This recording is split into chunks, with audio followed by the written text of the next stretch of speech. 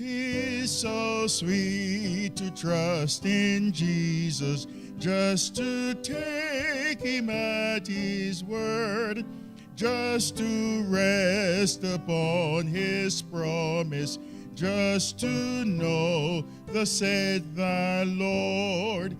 Jesus, Jesus, how I trust him, how I've proved him o'er and o'er. Jesus, Jesus, precious Jesus, oh, for grace to trust him more. Oh, how sweet to trust in Jesus, just to trust his cleansing blood, just from simple faith to plunge me 'neath the healing, cleansing flood. Jesus, Jesus, how I trust him, how I prove him o'er and o'er. Jesus, Jesus, precious Jesus, oh, for grace to trust him more. Yes, 'tis sweet to trust in Jesus, just from sin and self to cease, just from Jesus simply taking life and rest and joy and peace. Jesus, Jesus, how I trust him, how I prove him o'er and o'er. Jesus, Jesus, precious Jesus, oh, for grace to trust him more. Last stanza. I'm so glad I learned to trust thee, precious Jesus, Savior, friend. And I know that thou art with me, wilt be with me till the end. Jesus, Jesus, how I trust him, how I prove him o'er and o'er. Jesus, Jesus, precious Jesus, oh, for grace to trust him more. All right. That's it. Thank you so much.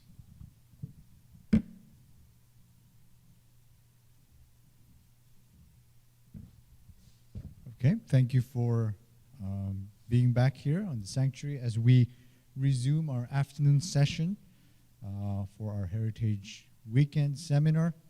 Dr. Burton, on behalf of the church, we would like to thank you for the powerful, action-inciting message this morning. We're excited to hear from you further this afternoon, but before we invite you all, up to have your presentation, we'll have a word of prayer. So I invite you to bow your heads with me. Father God in heaven, we thank you for the inspiring worship service we've had in the morning, the beautiful fellowship we've shared over lunch, and we have gathered again this afternoon to continue in our exploration, in our growth, in our learning, as we look back into our past and to find important lessons and principles that we can apply in our lives today. Be with us as we go through this learning journey. Pray in a very special way for our speaker, Dr. Burton, as you speak through him as well, that may he convey the necessary and the important information to us.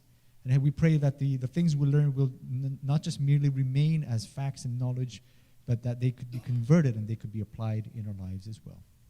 All these things we ask in the precious name of Jesus. Amen. Amen. All right. I guess we'll go with this other thing, and I'll keep Squirrely with me, so he might fit right here, actually. My son will be proud to know that Squirrely has been with us the whole time. He might fall out, but we'll see. Okay, hi, friends. Good to be with you again. You know, we may have to do like a seventh inning stretch in this because we're all going to be fighting that food coma. I don't know about you, but food comas are a real thing on Sabbath afternoons. So anyhow, thank you for being the loyal, faithful remnant to be here for part 3. So I want to continue on. I mean, there's so much more we could say about the Adventists, either the Millerites or early Seventh-day Adventists, about their role in the anti-slavery movement. I'm going to share a little bit about more on the Bible and their use of Scripture in this work specifically. We saw a little bit this morning, right? Deuteronomy 23, 15, and 16, that was pivotal. There's a few other passages, though, and I'm not even going to be able to cover all of them, but I'm going to share a few more with you now. So this presentation is going to focus on Seventh-day Adventists, the Bible, and slavery. We're going to talk about a few things here. The evangelical majority, we're going to skip that. I covered that this morning, but we're going to talk about universal reform, sin and the judgment, the signs of the times, coming out of Babylon, and the two-horned beast. And we're going to end with one of my favorite articles that James White ever wrote. Okay, so the evangelical majority, I already shared with you some of these things. They were all about being silent. They were advocating silence in the face of this. They said slavery was not a sin till the middle of the Civil War. We talked about this stuff. Here's a quote from a historian who talks about how they didn't denounce slavery as a sin till the middle of the Civil War.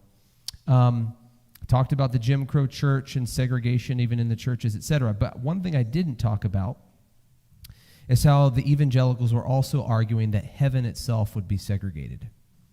And this is disgusting. I mean, you're living with all of that segregation in the here and now, and then to say, yeah, and that's going to be forever, baby. Ugh, that's disgusting. It's just disgusting. But this is the reality, right? So a slaveholder once asked, if my slaves go to heaven, must I see them there? Now, that's a real question. I mean, if I was a slave master, I probably wouldn't want to see all the people that I had been oppressing either. So I get why he's asking that question, but that's awful. But it's not just in the South. According to the historian Gary Scott Smith, he said masters and white ministers typically assign blacks a subordinate place in heaven and warn them that their earthly obedience and work ethic would play a significant role in how and where they spent eternity. But it wasn't just the Southern slave masters who were arguing this. It was also white Northern ministers as well. And you can see that graphically depicted, where they have the millennium here being depicted, and all of the white people are standing around the altar with the Word of God, discussing inequality. And yeah, in the background, you have a Native American person there, and you have a slave back there. So they're kind of there, but they're not sharing a seat at the table. They're not together. There's no equality. And this was printed in Philadelphia. And it's called Christian Union. They're actually trying to graphically say, look at this beautiful millennium. It's going to be a wonderful, wonderful thing. We all can't wait for this millennium to come, right? Oh, my word.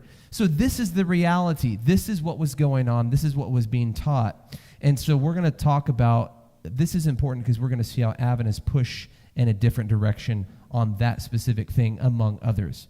So universal reform, the sin and the judgment. So let's look at this. Universal reformers. What is universal reform? Okay, first of all, Adventists are very clear that we are universal reformers. They are saying we're going for everything. They are identifying as social reformers. Ellen White says repeatedly over and over, we are reformers. She says that her entire life. So Adventist, from her perspective, was to be a reform movement in every kind of sense, not just in religious terms, not just reform like of the Sabbath, like Sabbath reform, from Sunday to a Saturday Sabbath perspective, like the Bible teaches. Not just that, not just our views on the state of the dead, for example, rejecting this idea of an ever-burning hell. That's another great reform that Adventists have brought about religiously. So there's a lot of important reforms that Adventists have been involved with when it comes to theology or doctrine. But Ellen White is meaning this in a comprehensive way because she spends her life combating racism. By the way, a good friend of mine, Benjamin Baker, the leading expert on Black Seventh-day Adventist history, he has got a book manuscript out, and it's focusing on Ellen White and her relationship with black people. It's going to be dynamite, friends. I've read some of it already. I'm working my way through the manuscript. That's going to be coming out hopefully next year, maybe in 2027. But anyhow, Ellen White says over and over again, we are reformers. But Uriah Smith is speaking for Adventists in the review, saying it's not that they're just reformers. They're actually claiming, these Seventh-day Adventists are claiming, we claim to be in advance of all reformers. So whereas Adventists would eventually get to the point where they say, we are the fundamentalists of the fundamentalists, what Uriah Smith is basically going to be saying here, we are the abolitionists of the abolitionists. Like we are in advance of everybody else. They thought their tactic was the best. Now, that is not surprising because all universal reformers thought that was true of their own group. Now, who are the universal reformers? This is various different groups in America who are trying to find the ultimate root of all evil.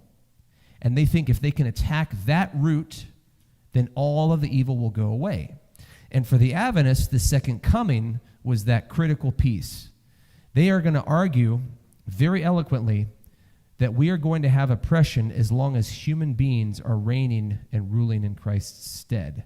But other Christian groups, they believe that Christ is going to come spiritually and that some human person, whether it be Catholics thinking it's the Pope or Protestants thinking it's the president of their particular denomination, whatever, they believe that during the millennium there's going to be white Christian dominance across the world. And the Adventists are saying, absolutely not. If you don't have Christ coming in person, some human's going to be claiming to rule in Christ's place, and that means oppression is going to continue going on. So they are arguing that the second coming is the ultimate reform. Others come up with other solutions. Some people believe, for example, that it was property.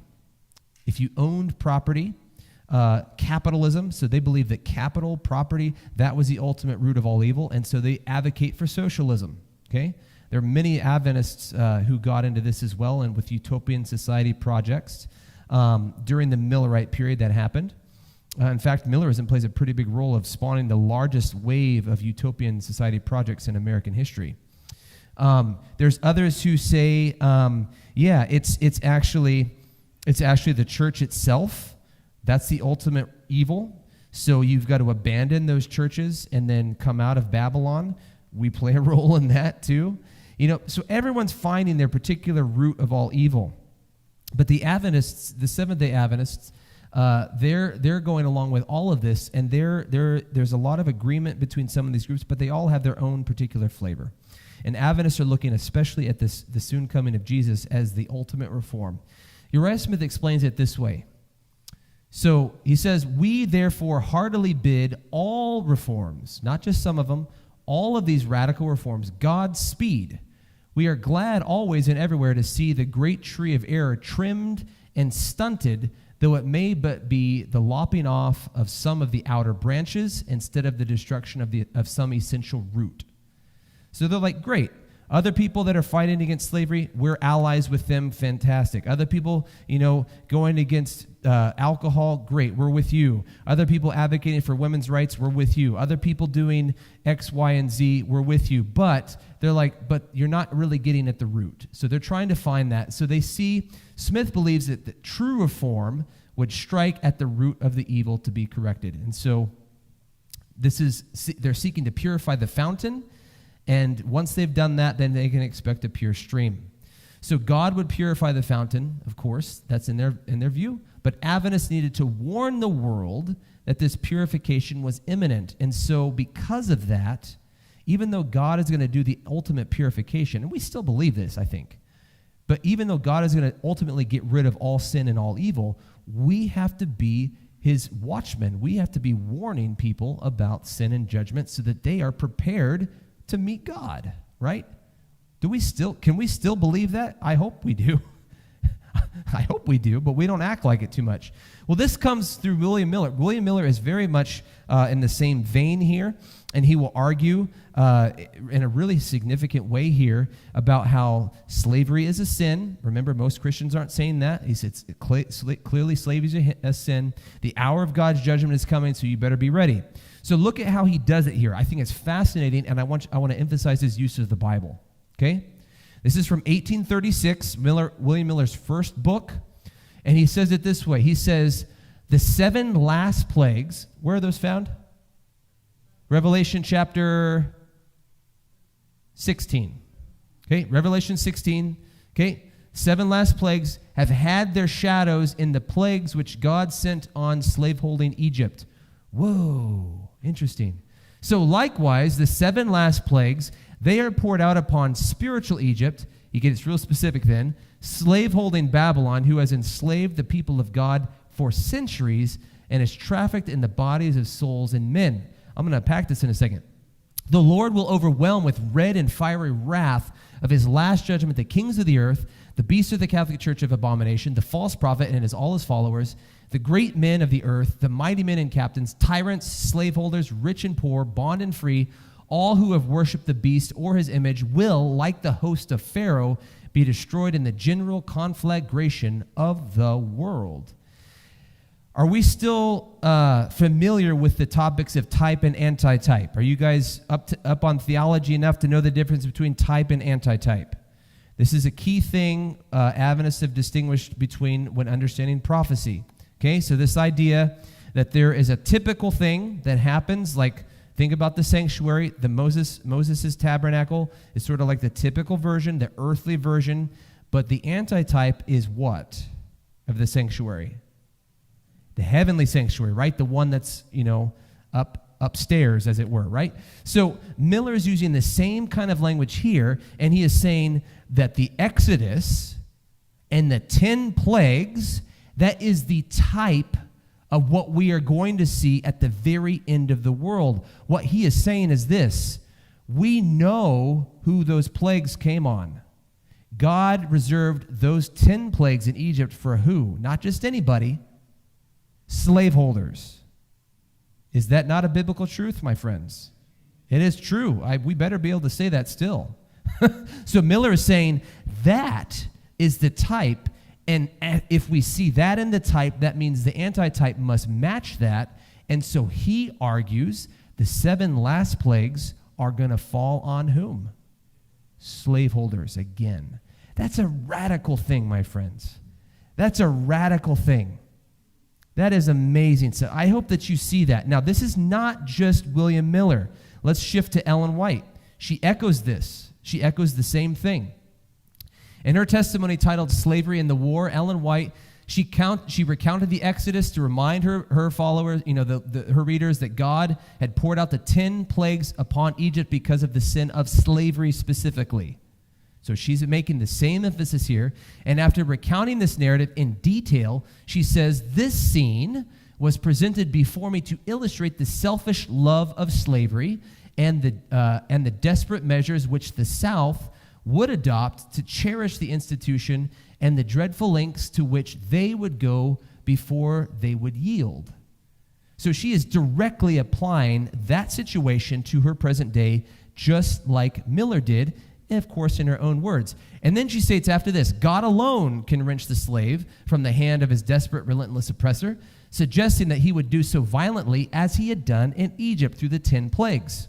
And she continues on here. It's fascinating to see how she keeps going. Like Miller, she emphasizes that all pro-slavery Americans are going to be judged for the sins of slavery, not just Southern slaveholders. Anyone in the North who is supporting slavery in some way, shape, or form, they are also going to be judged for that specific thing. She says all the abuse and cruelty exercised toward the slave is justly chargeable upon the upholders of the slave system, whether they be what? Southern or Northern men. She's like, no one here is innocent. The North is supporting slavery too. Who do you think's buying all the products? Where do you think the troops are coming from to quell slave rebellions? They're federal troops. What do you think our tax dollars are doing? What do you think they're supporting? Oh yeah, slavery was a Northern thing as well, even if the slaves were not physically there. So furthermore, beyond this, Ellen White is going to say the oppressors are the ones, they're going to actually receive double judgment. She says that the oppressors are going to receive judgment for the slaves themselves. She says it this way: said the angel, hear, O heaven, the cry of the oppressed, and reward the oppressors double according to their deeds. That is an allusion to Revelation 18, if I'm remembering correctly. I think verse 6. We'll see here in a second. So up to this point, we've seen several things that Adventists have used. They've looked at the Exodus story as a clear anti-slavery narrative. They've looked at the 7 last plagues, and then this idea of repaying Babylon for her deeds double, Revelation 18:6. Ellen White is using that as well to refer to the judgment and how slaveholders are going to be treated, and not just them, all pro-slavery people, okay? So, in addition to this, we are going to discuss several others. The next thing I want to shift to is the signs of the times, and thinking about this concept of the signs of the times and how Adventists understood the signs of their times in this day. Okay? So that phrase or concept is found in several parts of the Bible, especially like 2 Timothy 3:2, but the phrase itself is taken from Matthew 16:3. So let's take a look at this. This is an article written by Joseph Clark. Joseph Clark is arguably the most influential layperson in the church in the 19th century. He writes hundreds of articles. I was telling Michael yesterday as we were driving in the car, this is the man who is advocating for the Seventh-day Adventists to have an entire regiment in the Civil War, because if the Seventh-day Adventists had a regiment to themselves, they alone would wipe out the South. You know, that's Joseph Clark. This is a man who says we need to stop getting our sugar from the South because it's grown by slaves. So he imports sugar from China, sugarcane from China, learns how to plant it in Ohio, and then gives instructions to all the farmers in Ohio about how to do that. This is Joseph Clark. Joseph Clark with his wife Sarah are the first people to go teach the freed people in the South after the Civil War, and they're watching in the news, and as soon as they find out that the radical Reconstruction is ending, all the federal troops are being withdrawn from the South, that's when they go. They go when it is the most dangerous, and they refuse, as he says to Uriah Smith, to bow down to the great goddess caste. He and his wife refuse to segregate their meetings along racial lines. And what's amazing, they're doing that in Texas in the late 1870s at a time when the KKK is lynching so many black people, no one can keep an accurate body count. And what's amazing to me is that they survived there for 16 months doing this. And eventually, both white and black Adventists begged them, please, we have had so many death threats, either segregate or go somewhere else. The Clarks said, we can't segregate, and they left. We'll come back to that story because we need to talk about how things shifted in Adventism. But this is Clark writing before the Civil War is over. He's writing in the late 1850s, and he's writing an article called The Signs of the Times. And it's just representative of how other Adventists are thinking about the signs of the times, which, of course, is helping Adventists to prepare for the soon coming of Jesus. They're watching to see what's going on. What does he say? He says, the signs of the time, he says, who does not see in the Kansas perfidy, the fugitive slave law, the decision of the Supreme Court in the Dred Scott case, etc., a great moral fall? Let me unpack that before I read the rest. What is the Kansas perfidy? This is a reference to something called Bleeding Kansas, where the Kansas-Nebraska Act, passed in 1854, it does away with this Northwest ordinance that bars slavery from going north and west, okay? And it introduces this idea, that is, the Kansas-Nebraska Act introduces this idea of what's called popular sovereignty. Let the people on the ground decide what they want.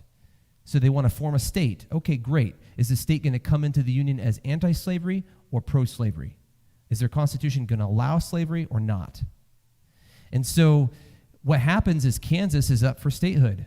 And the Kansas-Nebraska Act is like, well, whoever's on the ground decides.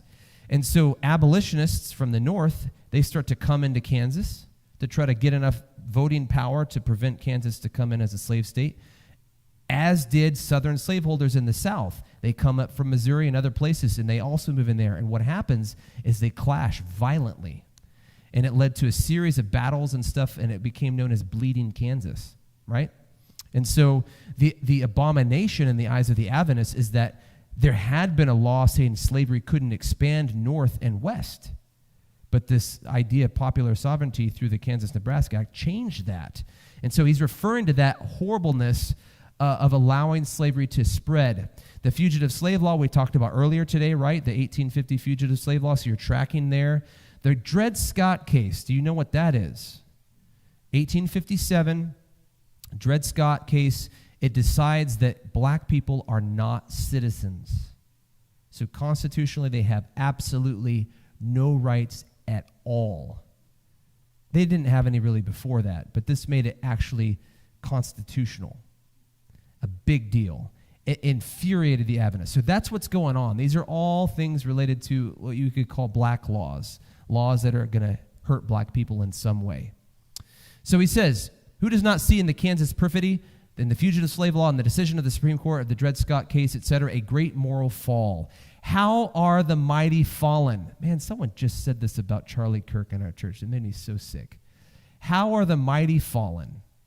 Paul said that in the latter days, perilous times should come, that men would become lovers of their own selves. He also says evil men and seducers would wax worse and worse. So when Adventists are talking about the signs of the times and evidence that Jesus is about to come and the world is about to burn with fire, they're not just doing like something that Adventists might do today. Say, oh, National Sunday Law is coming. Get ready. End's coming. Great. They're pointing to racist laws and practices and saying, this is a sign of the time. This is evidence that the world is about to burn. This is evidence that Jesus is coming soon. Do you see that point? You see that point? Have you heard people saying that today? That racism, the prevalence of racism is evidence that the world is about to end? That doesn't really get said in the Adventist church that much. That was what was being said all the time when we started. All the time. Okay, so signs of the times here. Let's see if we can get this to go to the next slide. Okay, yeah, now let's get to coming out of Babylon.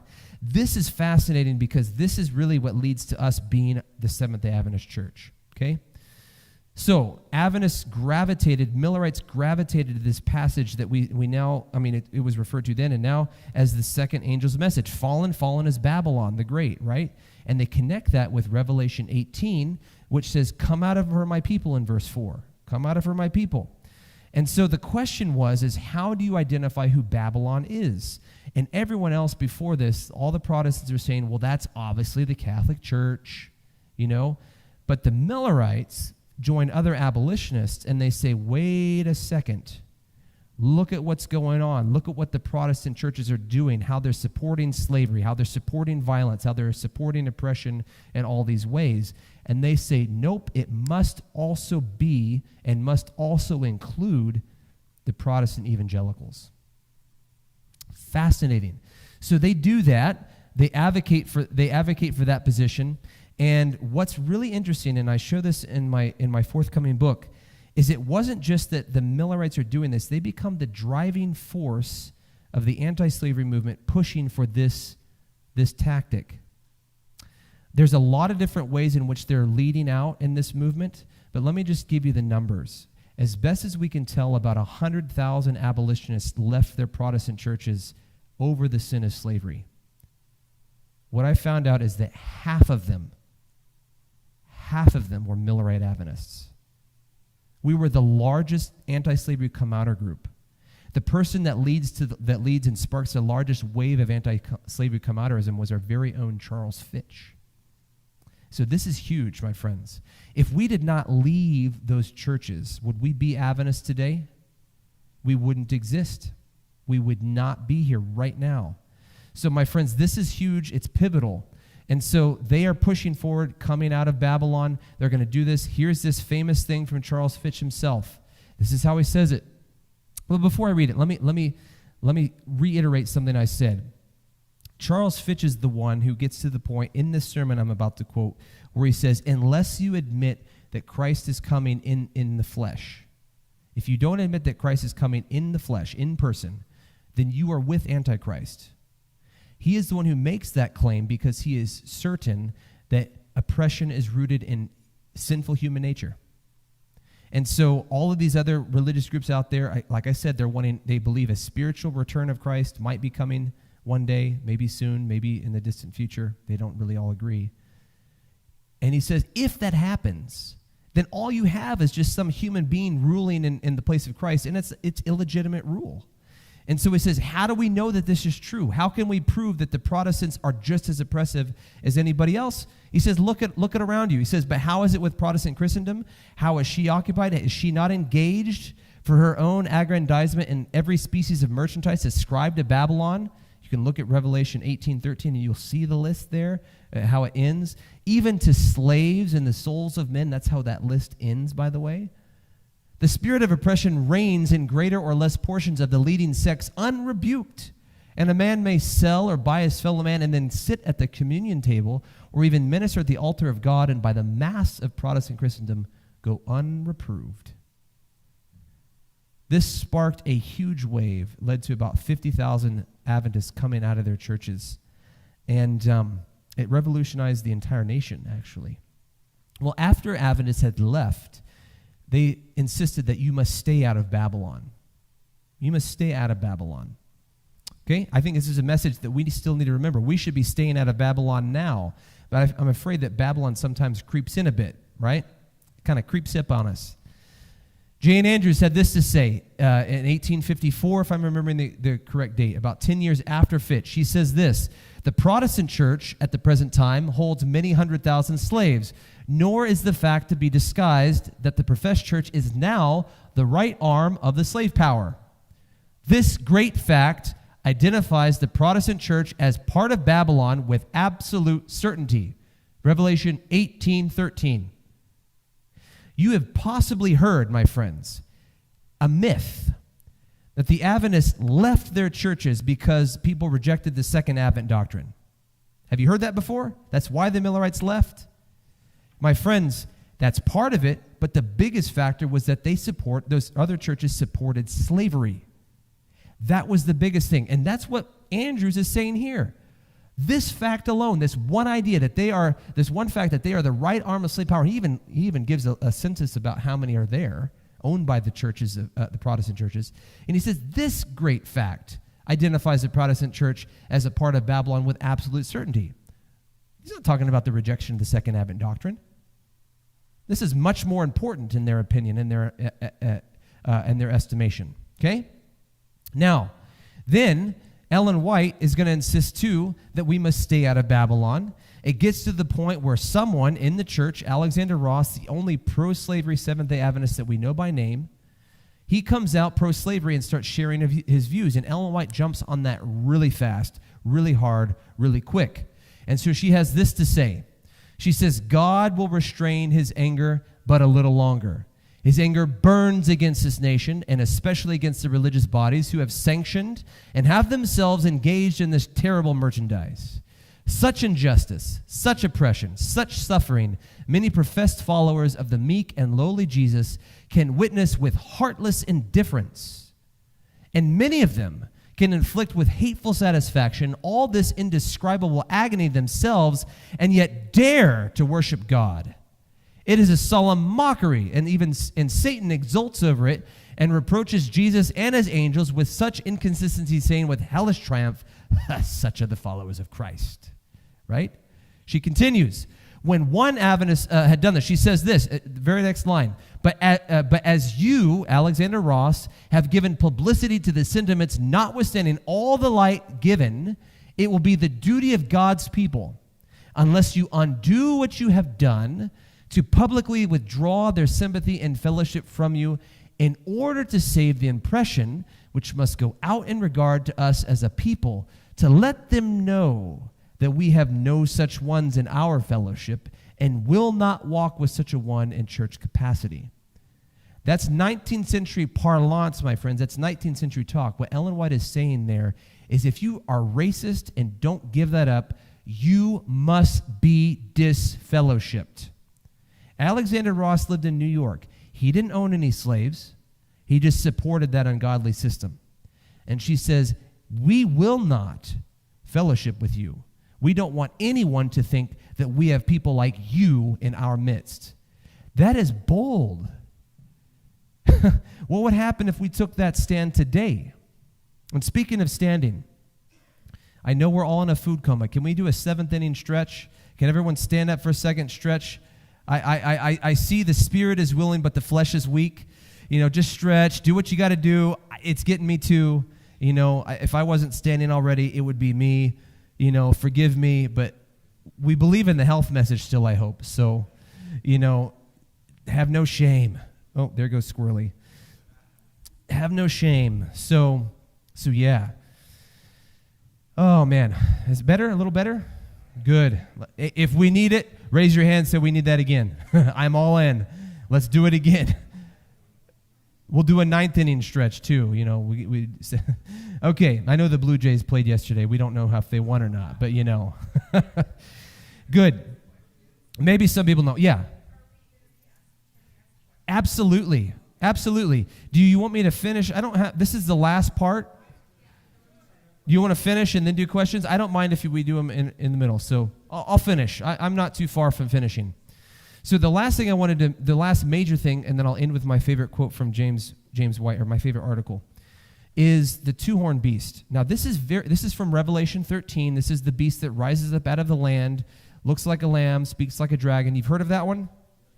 Do you know who Adventists still say that represents? My country. The United States of America. Yeah. You guys are just in the safe zone, right? No.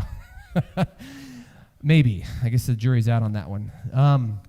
No, this is significant. There's some really significant changes that have happened with Adventist understanding of American prophecy. They're subtle but deadly. And I want you to understand that now. So I don't know that I go through all the history here, but I have found that the Adventists understood America and prophecy. They came to this conclusion literally step by step as America is adopting the Fugitive Slave Law of 1850. They come to this conclusion. Ellen White has a vision a month after it was passed by the Millard Fillmore, the president, and they start to put it on their prophecy charts, and they start to teach everywhere that America is this beast. And the thing that I found is the number one reason that they were giving as to how do we know America is this beast of Revelation is because of slavery, because of all of the racist laws that were oppressing free black people as well. Also, they sometimes talk about the mistreatment of Native Americans. And this became a fundamental belief. There's no official fundamental beliefs in our church until the General Conference adopts them in 1980. That's quite recent. But it was fundamental to them because it was on their prophecy chart. This is how they're teaching, what they're teaching to everyone who's going to join the church.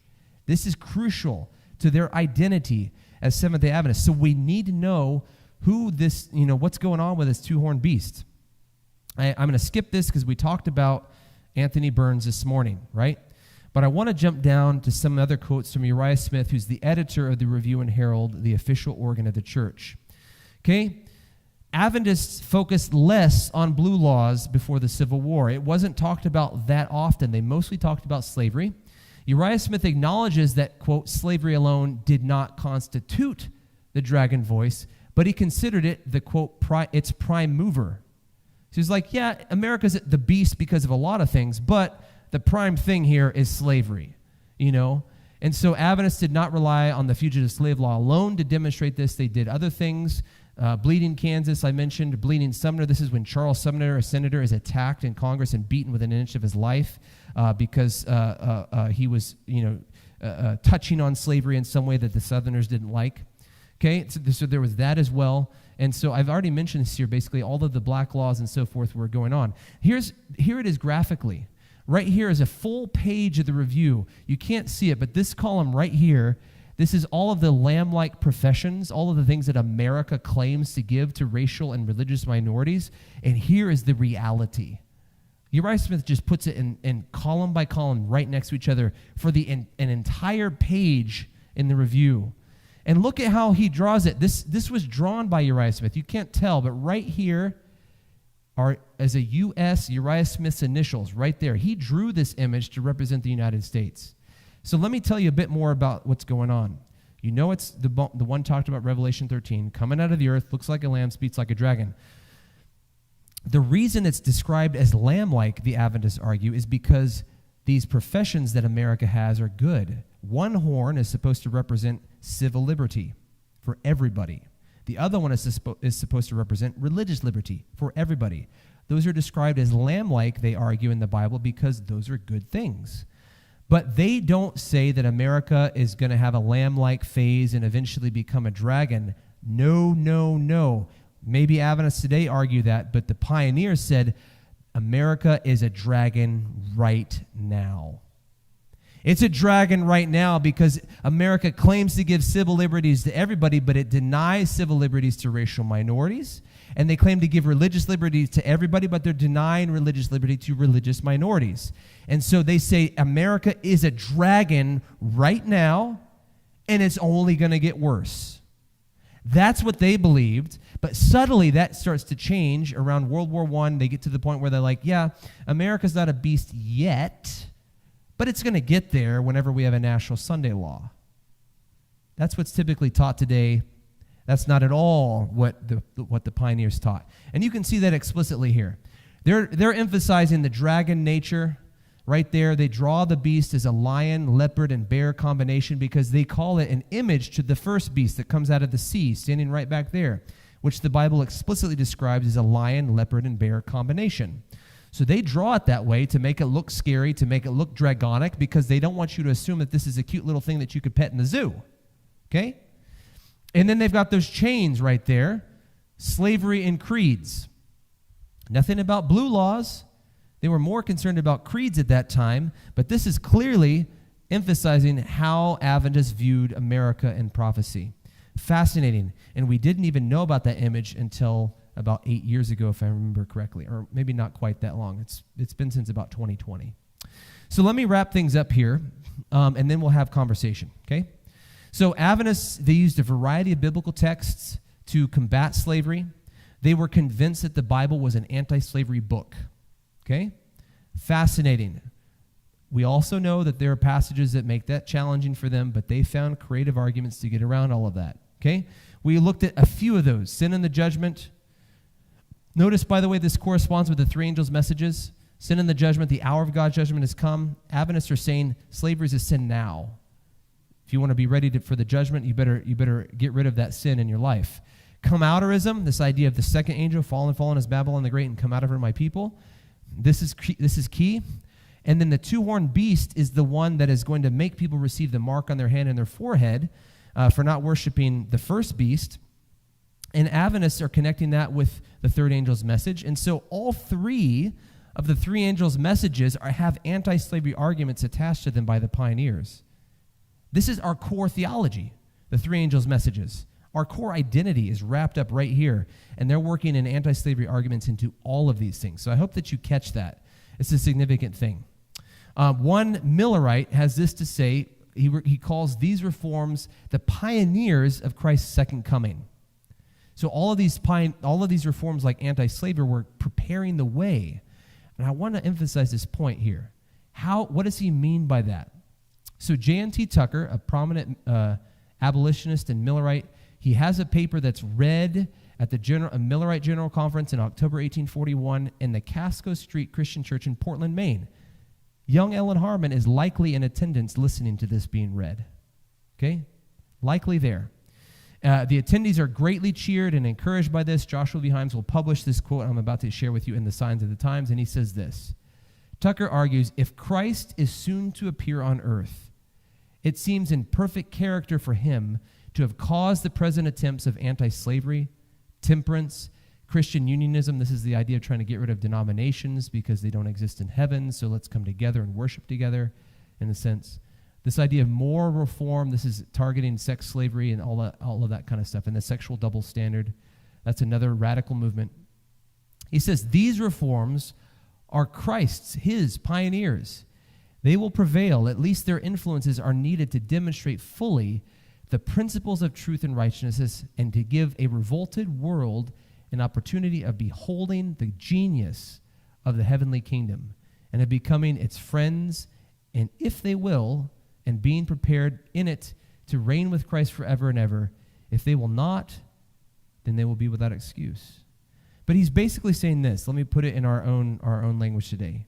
What Tucker is arguing and what the Millerites are applauding and cheering is this idea that abolitionism, social justice reforms along these lines, they are preparing the way for Christ's second coming by showing people a glimpse of what he calls the genius of the heavenly kingdom. He says elsewhere, there's not going to be any Jim Crow cars in heaven. There's not going to be any racial segregation in heaven. There's nothing like that. And in fact, the Millerites tried to implement this in their own worship on earth. They tried to demonstrate what that would look like so that people could get a small taste of what heaven might be like. You know, we didn't cover this morning because I ran out of time. I'll tell you one more story real quick. One of my favorite religious protests that the Millerites ever staged was this. In Philadelphia in 1843, Thanksgiving is coming up, and they want to hold a banquet feast to show people what the wedding banquet feast is going to be like in heaven. They want it to be proleptic. They want to give people a preview, right? And so they say, okay, what are we going to do? They go to all the highways and byways, and they try to gather poor white people and African Americans, and they want to bring them into the largest hall they can rent in the city of Philadelphia, and they want to seat them around the table, a black person next to a white person next to a black person, all the way around. That's intentional, my friends. They know black and white people can't come close in society. And to literally want to put them next to each other, alternating around the table, that was bold. And the tragedy is this never happened. It never happened because people found out about it ahead of time, and they said, basically, can I say hell no? Is that okay in this context? They said that. They're like, this is not going to happen. We will not allow this sacrilege to happen. And they said, they called it the Grand Amalgamation Festival. It was denounced in all the papers, and it couldn't take place. The Millerites persisted, though. They didn't give up. No one in the entire city, the city of brotherly love, by the way, no one would allow them to open up their space for them. So rather than not do anything, the Millerites decided to have a banquet for all the black people they could find in the entire city. Hundreds and hundreds of them came out, and they fed them, and they had a big banquet for them to give people a preview of what heaven would be like. They're going to be at that table too. Everyone's going to be at that table. And this is what's going on here. This is what Tucker is talking about. Anti-slavery, abolitionism, this is it gives us a preview. It's preparing the way for God to come. And it gives everybody a glimpse. Do you want to have a taste of the genius of the heavenly kingdom? Or do you want to just know what it is and like, I'm not having any of that? So either you're going to want it, or you're going to say, not for me, and you will reject it by your own choice. That's what he's saying here. Okay? That's what he's saying here. Now, here's where I want to end. This is my favorite article that I've ever read from James White. It's amazing. Writes it in December 1861. It's titled All on a Level. All on a Level. He opens with this paragraph, and he says, and I'll read it for you here. He says, the scriptures recognize all who love and serve God, whether rich or poor, free or bond, white or black, as brethren. In this respect, they are all on a level. God is the Father of all these. They have but one Savior, one Spirit, one faith, one hope, one baptism. They belong to the one body and are bound for the same holy heaven. Ellen White will echo that later herself, where she'll say, we are all journeying to the same heaven. There is no concept of a racially segregated heaven in Adventism. It was the norm, but we reject that. James White continues. He emphasizes that the very same trump of God that awakes from the slumbers of death the noble Abraham, Paul, Luther, Wesley, and William Miller will also call to life the Christian red man and the pious slave. All will be conducted to the same holy city and have the right to the same tree of life, all on a level. And then he continues, that's what heaven will be like. But what is Adventism supposed to be now in the meantime? He is telling us his vision of what Adventism is meant and designed to be. Follow me closely, friends. He says, White laments, in this life, not all are on a level. He gets it. That's the reality. This is a misfortune, he says. From his perspective, though, Seventh-day Adventism was designed to address the issues of racial prejudice. It was designed to address the issues of racism. And so, according to him, he says, it's commonly remarked that the third message, that's a way to refer to Seventh-day Adventism, the third message will bring us all down on a level. And James White's like, okay,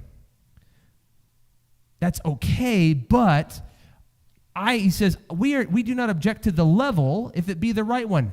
But the third message is designed to elevate, not bring God's people down on a low level. We must solemnly believe that it was designed to bring all up on a high and holy level. James White is not just talking about in a spiritual sense. He means body and soul. Seventh-day Adventism was designed to repair these issues of racism and to not allow that to foster, to give another option as a preview of the genius of the heavenly kingdom to come. He ends with this line, "May God in mercy help us to all come up on a level prepared to enter a pure and holy heaven." That is the vision of the church that I want us to embrace today. That's beautiful. At a time when racial segregation is just everywhere, including supposedly going to be in heaven. And he says, not at all. It will not be. We will not have segregation in heaven. But furthermore, in the meantime, Seventh-day Adventism was designed by God himself to show the world a better way. It was designed to bring all people up on a high and holy level, to give people a preview and a taste of what that perfect heaven is going to be like. That, my friends, is, I hope, the vision that we can catch today. I'll end there, and I know we got a lot of questions. So happy to deal with it. I know one of them is going to be, how did things change in the Adventist church? Let's definitely talk about that, because I want to talk about that too, okay? But nevertheless, we've got a glimpse of how we began. The way that we are now is a bit different than where we started, right? And so, probably a lot of questions. Let's take them. Okay.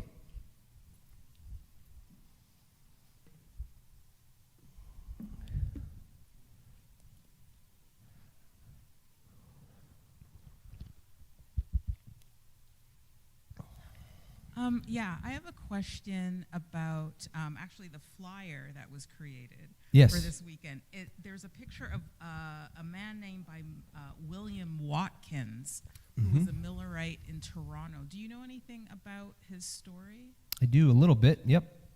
William Watkins, and I have this in other lectures, I guess, didn't end up talking about him here. Tragically, by the way, that's not a real picture of William Watkins.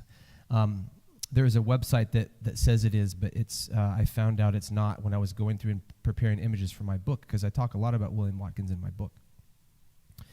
William Watkins is a school teacher in Baltimore. He's free. He plays a massive role in the anti-slavery movement.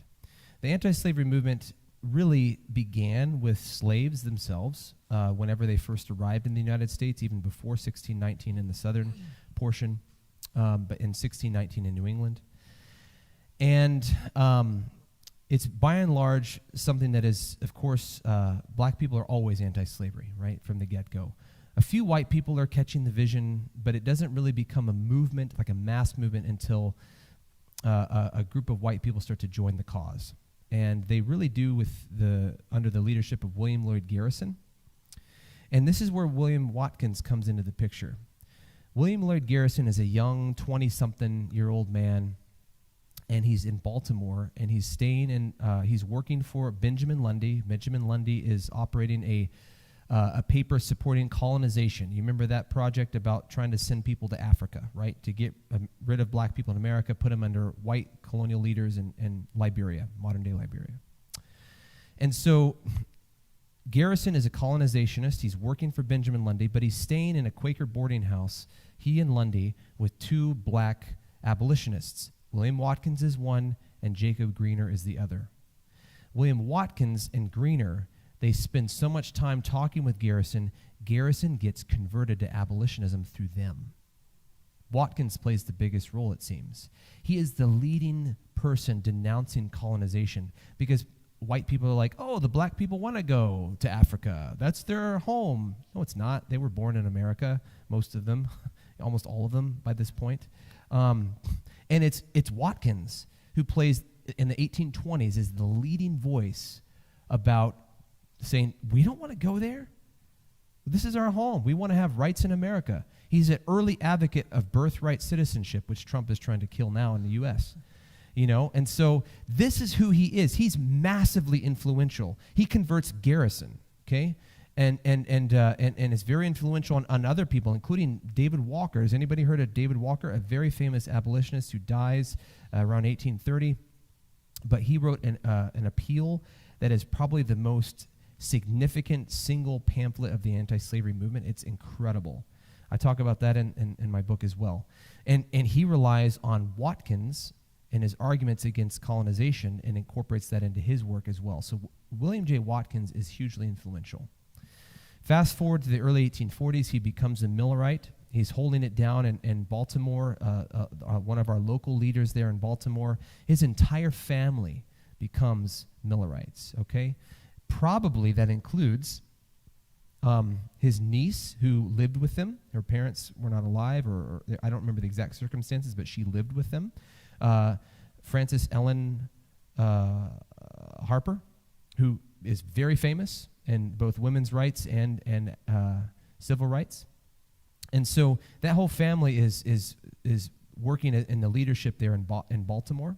Eventually they will move to Boston, and then they will eventually end their lives here in Canada. They'll spend many years after the Fugitive Slave Laws passed in Canada.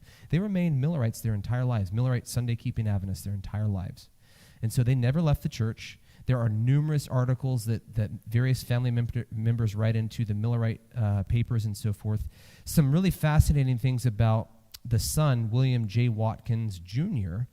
He is an assistant editor to Frederick Douglass for Frederick Douglass's paper. So again, another close connection. I think we talked about it last night between Frederick Douglass and Adventists. There was a lot of close connections between Frederick Douglass and Adventists, a lot. So this is another one. And so, yeah, I talk about Watkins in my book, and I wanted to show his picture, and I was looking through that to find the original source to verify, because sometimes people put stuff online, and I found out that it was somebody else, and I was devastated. I was devastated because, like, knowing about a black Millerite is a rare thing, and to find a photograph or like an image of them is even harder. And I was like, anyways, that was tragic. So anyways, it made it on the flyer. I understand there's a website for like a school that's named after him, and they have that picture there. And it's like, I actually have emailed them. They've never responded back, and I said, look, it's sadly not him. But I did leave it open, and I said, if you can show me that it is, I want to believe it, So but I'm 99% sure it's not. Okay, so that's in a nutshell who he is. Very important person, and not just Millerite history, but also abolitionism, hugely significant. Yeah. Hi, good afternoon. My name is Kimraj Duki. I'm reading an article from the Northwest Adventist Review. Are you familiar with that review? Which one is it? Sorry? Northwest Adventist Review.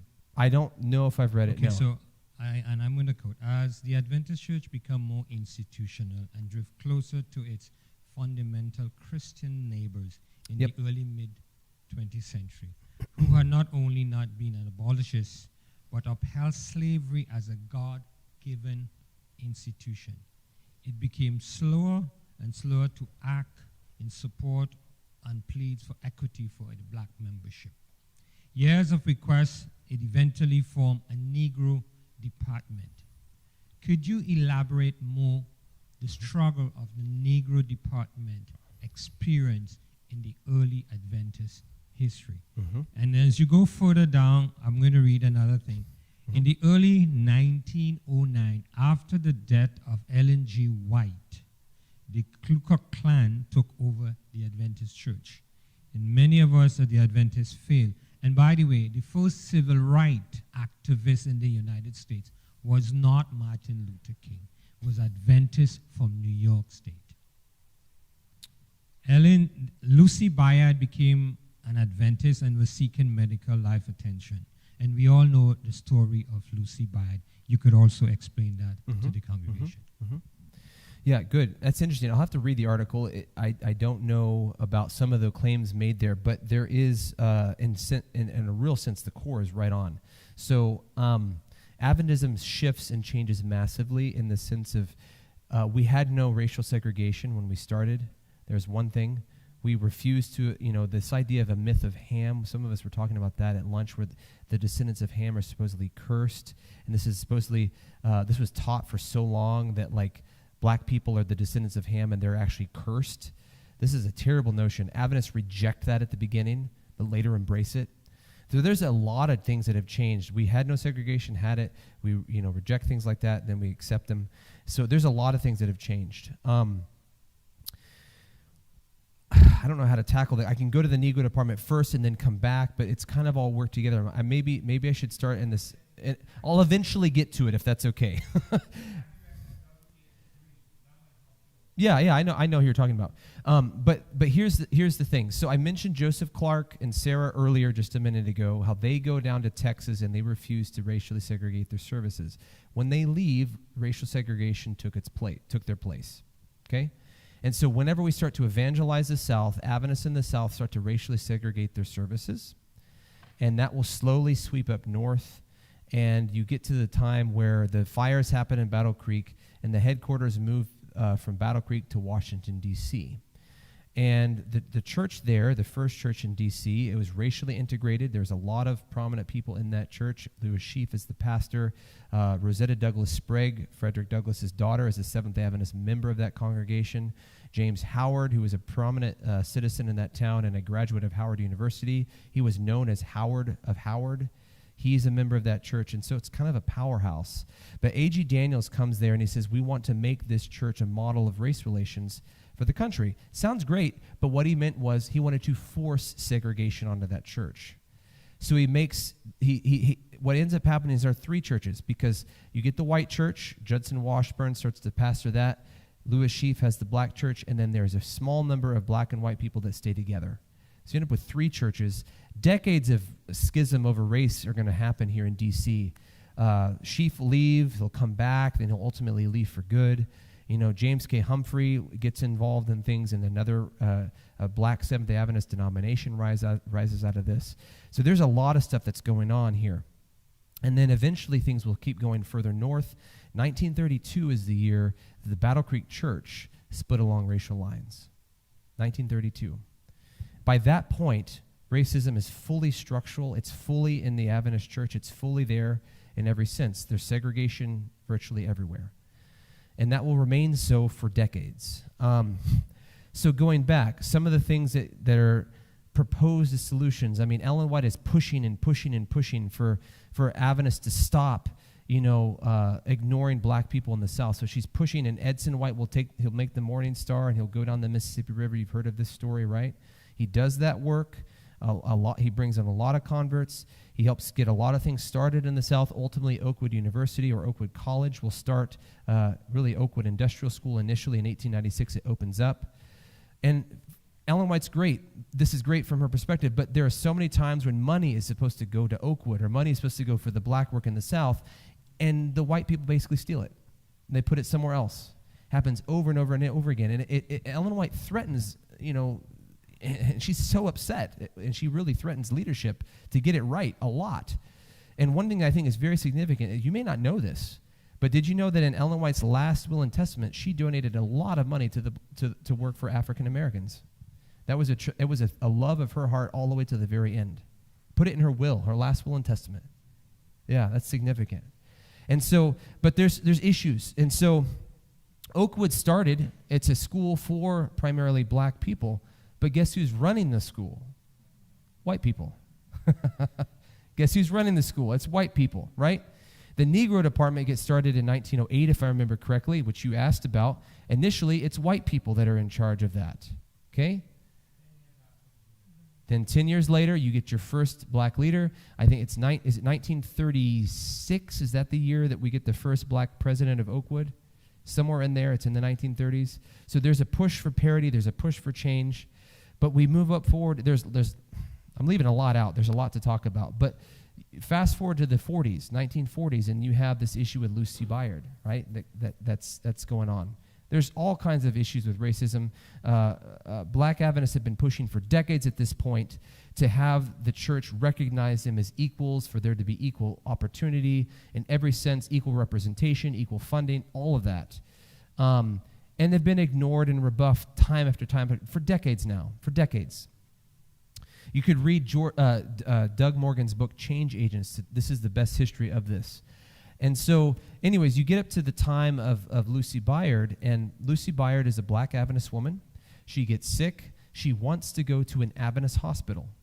And so she's writing back and forth to the folks in charge of the Washington Sanitarium in the nation's capital, D.C., and they're like, great, yeah, come on down. And they get there, and they look at her. Like, oh, you don't belong here. And they won't admit her. They refuse to admit her. And so they have to find another place for her to go. She ends up going to the hospital that's part of Howard University. And she goes there. She does end up getting an Adventist doctor there, but she wanted to be in an Adventist hospital. And after a few months, she ends up dying. And that sparked an outrage in the Adventist church, and the black church rose up with a fury and said, we are not talking anymore. We are not waiting anymore. Either you give us full, equal representation in the church's conferences, or we get our own. And here's the thing that a lot of people don't understand. Whenever we adopted and embraced regional conferences in the eastern states of America, the Lake region was first. It actually improved the situation some. It was not ideal. It was not ideal, but it did empower black people.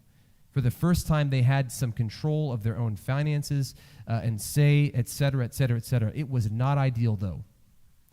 But it did empower them. Okay, so it was an advancement. It was better than what it had been, but it was not the ideal. I hope that's clear. So this is playing a big role in what is now, it's still with us. We still have all these regional conferences. Okay? So did I miss anything in your question? What would you like me to add? Yeah. Okay, great. Thank you. Yeah, Lucy Byard's really crucial. You answered. Yes. You answered part of your explanation just now. Yes. And the thing is that United States seem to take the lead in terms of getting together or being blacks and white together. But they have done a lousy job. Yeah. And the thing is that Northeastern Conference, as you know, they had to break away from the mainstream to do their own thing because they said, we have had enough of this. So we are going to break away and have our own conference. And they did very well. I don't know if it's still going on right now. But that is, you're right. The black folks, they reached a point where they said, we have had enough and we are going to break away. And yeah. I have to commend them for that. Yeah. Yeah, it's sad. I mean, I want you guys to recognize, this is something we should be, I'll say proud, but I don't want you to misunderstand what I'm saying. It's very rare for Adventism to be what it is. We are one of the very few churches in existence that has an anti-slavery beginning. There is no evidence that any Adventists ever owned slaves. That is rare. Almost every other church in existence has a pro-slavery heritage. So what we have is rare. But we're human, and we are just as culpable of racism in the Adventist church as everybody else now. But we don't have the slavery background. So what we should be doing, I hope, is that we could use that as a positive platform to build on. We can learn something from our pioneers, and we can try to reclaim that and update it for our situation today to where we can show the world a different way. That's what my dream is for the Adventist church. So, yeah, Michael. And then Professor, can you explain a little bit more about early Adventism identifying the United States as the beast, and then you said around World War I, you kind of said it will be the beast later. What prompted that change? I've heard things, but you're the professor. So. Oh, sure. Thank you for that. So there's a lot going on in like what you can call the conservative turn of Adventism, where we shift from a radical progressive views to like conservative ones, or a reinvention of Adventism. I've used both terms. I think they're appropriate. This is another one. So, I was preparing for my comprehensive exams, which is a rite of passage that every PhD student has to take, where you read about 200 books, and then you've got to write like 150 pages of essays in just 1 week. It's a lot. So I'm in the middle of that. You're not supposed to get distracted during that period of time, but I'm reading a book on the FBI and religion, and in one of the chapters, the author is saying, he's talking about the Church of God in Christ, which is a black Pentecostal religion in the American South in the early 20th century, during one of the worst periods of racism in U.S. history. And he's writing about this, and he says, and he's quoting how one of the FBI agents, And they're technically the Bureau of Investigation at this time. They don't have the word federal added to their title till the 1930s. Same group. I'm just going to call them the FBI because it's easier.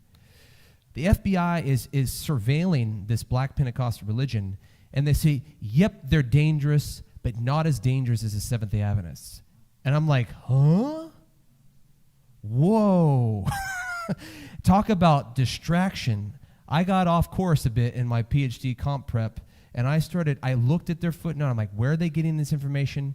And I found where the FBI files were located, and I started looking, and I found thousands of pages of declassified FBI files that showed for the first time, we had never known this before, that the FBI and other American entities heavily surveilled and targeted the Seventh-day Adventist Church during World War I. I mean heavily. They infiltrated our churches, our camp meetings. They were intercepting and stealing our mail, our telegrams, etc. They were accosting our call porters, carting people off to jail, all kinds of manner of stuff. They were watching our schools, our sanitariums, everything. We had never known that. And one of I was like, well, why are they doing this? What are their surveillance? There was a number of reasons why they were targeting Adventists. Okay, we're pacifists. They don't like that. Okay, they think that's un-American. You got to be patriotic and serve the war effort with bearing arms, right? So there's that kind of thing. The largest sector of the Adventist church outside of American, mostly white Americans at that time are from the German Empire, the enemy. And so we already have an international composition. And so that made us very suspicious. And we have missionaries going all over the world. We had church entities in Europe, in enemy lands, where we're like sending money and communications back and forth. They were absolutely convinced that the General Conference was overrun with German spies. They're actually holding stakeouts there to watch, to see if they can catch secret communications between GC headquarters and the enemy in the German Empire, right? So the international composition of Adventism is a factor as well. But they also, Michael, and this is the thing you're wanting to talk about, which I saved at the end here, they also don't like our understanding of American prophecy. Shocking, I know, right? Shocking. They don't like to be called the beast of Revelation, believe it or not. And so what Adventists had been doing up in this to this point pretty much, and Douglas Morgan has demonstrated in his great book, Adventism in the American Republic, which came out in 2001, is that we had been saying that America is a beast now. A beast now. Look at all of the injustice. We had been saying that up until about World War I, there was some tapering off, but we were still preaching that message. But whenever they come knocking on our door, and get this, friends, get this. They come knocking on our door 3 days, just 3 days after they literally locked up all of the Jehovah's Witness leaders in the church for 20 years in federal prison. 3 days later, they come to our door. Are you in or out? Are you going to censor your publications, or are you going to federal prison? Now, we can judge, but if we were in that situation, it'd be hard to do. But the Adventist leaders chose to censor. I have in my own possession, and then of course in the archive I manage, we have pamphlets where they actually say, passed by the chief military censor, and they give a date. They don't all say that, though. They don't all say that. The most significant call porter book we had in the church at the time, sold well over 1 million copies at that point, was Bible Readings for the Home Circle. And that book had been preaching and teaching this view of American prophecy as a beast now, not at some future point. But when the government, the federal government, came knocking on our door, we censored that really key book, and we changed our teaching of American prophecy. That had been, by the way, as I think you've seen, one of the key things we had used to combat racism in the church. Because we could say, look at what America is doing right now, this vile evil right now.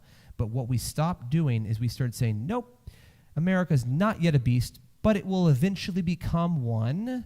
Start talking about national Sunday law, take away race issues, civil rights issues get basically completely ignored from that point, as Doug Morgan has shown in his book. And we kind of turned that two-horned beast into a unicorn. And we only start talking about religious liberty issues at that point. And we start talking about America as having a lamb-like phase where it starts out great with the Puritans fleeing oppression in England and then coming to the United States and doing this wonderful thing, ignoring, of course, all the travesties and tragedies they've done to Native Americans and the genocide and all of that, and start saying there was a lamb-like phase where all the white people were so good. And then, I'm white, I can make fun of that horrible thing, that idea, please, you get it. So they start saying there's a lamb-like phase, and then eventually a dragon phase is going to take over. My friends, that's not at all what we were teaching. So it's a subtle shift, but that subtle shift is diabolical. That's what the dragon himself, the beast himself wanted, And so, but think about it. I mentioned it this morning. Christ said, take up your cross and follow me. He didn't say take up your cell phone. He didn't say take up, some harmless thing. Take an instrument of death and follow me is what he says. We have to get to the point where we recognize in a biblical way, if we don't embrace a biblical radicalism, the radicalism of Jesus himself, where he doesn't mind associating with sinners, he doesn't mind, going over all the norms of society, he doesn't mind being counterculture. If we don't get to that point, then I don't think we're really living the Christian life. But it is hard, and I am saying that as a person who doesn't want to have to go through any pain or suffering or whatever either. I want a comfortable life. We all want a comfortable life, I think. But Jesus didn't say, take up your comfortable life and follow me. Take up this instrument of death that you're going to die on, and let's go. Whew, that's heavy. That's heavy. And I think our pioneers were willing to make a stand and take a risk like that at the beginning. Come hell or high water, they're standing for the truth. Are we willing to do the same? And I'm preaching to myself when I say that because I don't know. That's hard to do. But by the grace of God, he's the one who empowers. So, yeah, anyhow. Oh, yeah, we did. I'm sorry. She was first, and then let's come back. Let's come back here. Yeah, I apologize. Yeah. My mind. I'm going to stand for this. Because I grew up in Jamaica. I grew up with the real world. Thank you, Michael. I grew up in the real world, in Adventism. Yep. Adventism is not popular. When the way how Jamaicans preach it, I had culture shock when I came to Canada. The way how Adventists preach here and practice. What hits me in my short time on this planet Earth is that the Lord's Prayer, when the disciples came to Jesus and says, Master, teach us how to pray. Mm-hmm. And he begins, Our Father, who art in heaven, hallowed be thy name. Thy kingdom come, thy will be done on earth as it is in heaven. Give us this day our daily bread. Forgive us of our trespasses as we forgive those that trespass against us. And lead us not into temptation, but deliver us from the evil one. Mm-hmm. For thine is the kingdom, the power, and the glory, forever and ever. As a human being, I did not choose to be born. I did not choose my race. I did not choose my complexion. Mm-hmm. I did not choose the color of my eye. Mm-hmm. I did not choose the texture of my hair. But I have a choice to make. Am I going to choose Jesus' way? Am I going to live amongst the human beings that have been born to look upon and to interact with? Am I, as a child of God, going to put Jesus first in my life? And that's the question I hear coming from you from this morning. Am I going to put God first? Am I going to live for Jesus? Am I going to live in a world where I allow my eyes what I see, my ears what I hear, and the books that I read, or the university that I go to and the professors I go to help me to make that decision? Or I'm going to ask Jesus to help me to be an overcomer. Yeah. And that's where I find myself right now when you're talking like that. Because I'm back home. I'm back home in my church where I grew up. And maybe I'm the only one at prayer meeting that look like me. But I have a love for Jesus. Mm-hmm. But that doesn't give any human being the right to judge me. And that does not give me the right to judge anyone. Because Jesus told us on the Sermon on the Mount, judge not that ye be not judged. And I thank you for not being silent. I thank you for opening up. As a young girl, I read the book, the biography on Martin Luther King. And what he went through in the uprising between black and white, and to know that he said he would like to see black and white live together as one. What does Jesus want us to do today?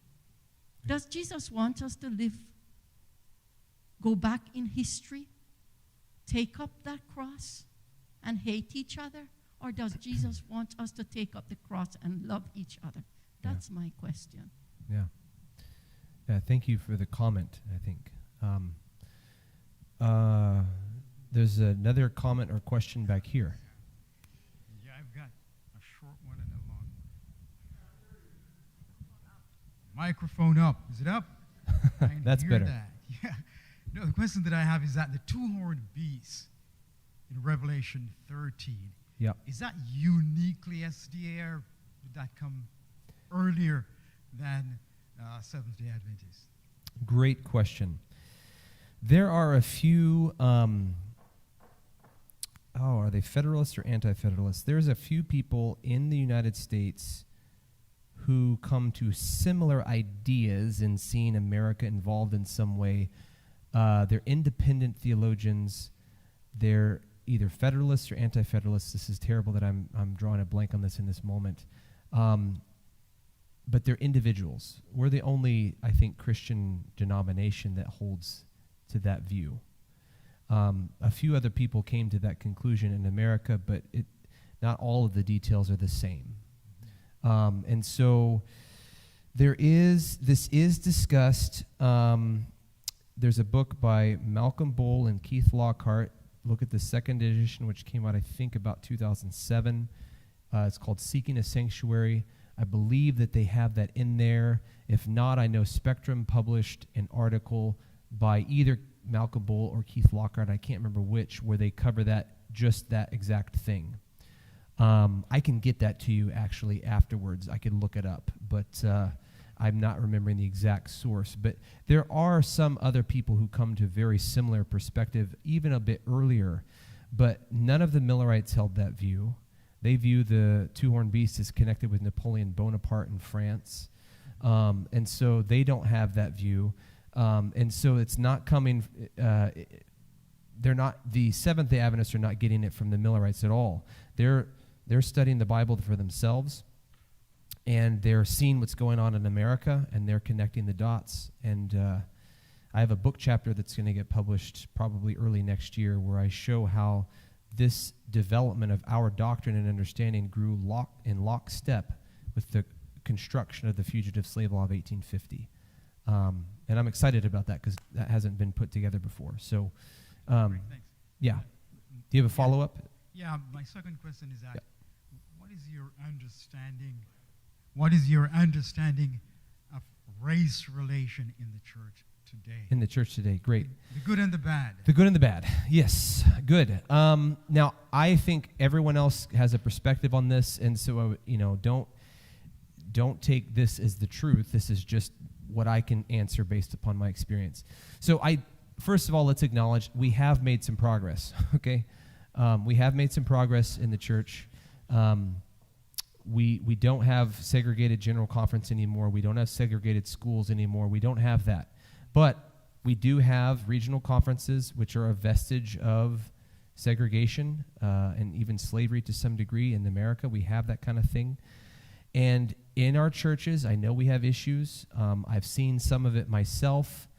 And so, things I think that happen on a regular basis is you'll have someone who says, I don't like I don't like that worship style or something like that. And they often use a different kind of language like this, but then they subvert it in some way. They make it look as if it's not as good as maybe their preference for worship style. Somehow it's maybe connected with maybe voodoo in Africa or something like this. And so there are arguments that come on the scene like this.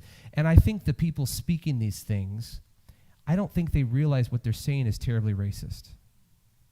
And another thing that's going on, especially in America now, is you have more and more Adventists who are denying the reality of racism. There's more and more Adventists are supporting Trump and the MAGA movement, and they're against wokeism and all this kind of stuff. I hope they don't know what they're doing. I hope they're just ignorant. But even if they are, that is a racist act because it is empowering racism to continue and move forward. And so these are real. There are real issues today in the church. And what frustrates me the most is I don't see our leaders really standing out and speaking out against it. And they should. To put it very mildly, I am firmly convicted that this is something that we can all rally around, and it should be a uniting factor. I would like to hope Adventists in America are proud of the fact that there are studies that show that the Seventh-day Adventist Church is the most racially diverse church in America. They love that fact. It's a great thing, in a sense. And I think it's evidence that God is blessing us in spite of ourselves. I see that as an opportunity that we need to seize and hold and champion, but in a different kind of way. Let's embrace that diversity, of course, but then let's also use it as an opportunity to show the world how we can live together in brotherly love. That needs to happen, and it's not happening like it could. And so I think there's room for improvement in a lot of ways. Yeah. Okay. Okay, yeah, right. So when I talked about Lucy Byard, these conferences that came up for black people, those were called regional conferences. They still exist. They started to come on the scene in the 1940s, and they're with us today. They covered regions adjacent to the formerly white conferences. Now, all the conferences are a bit more diverse now.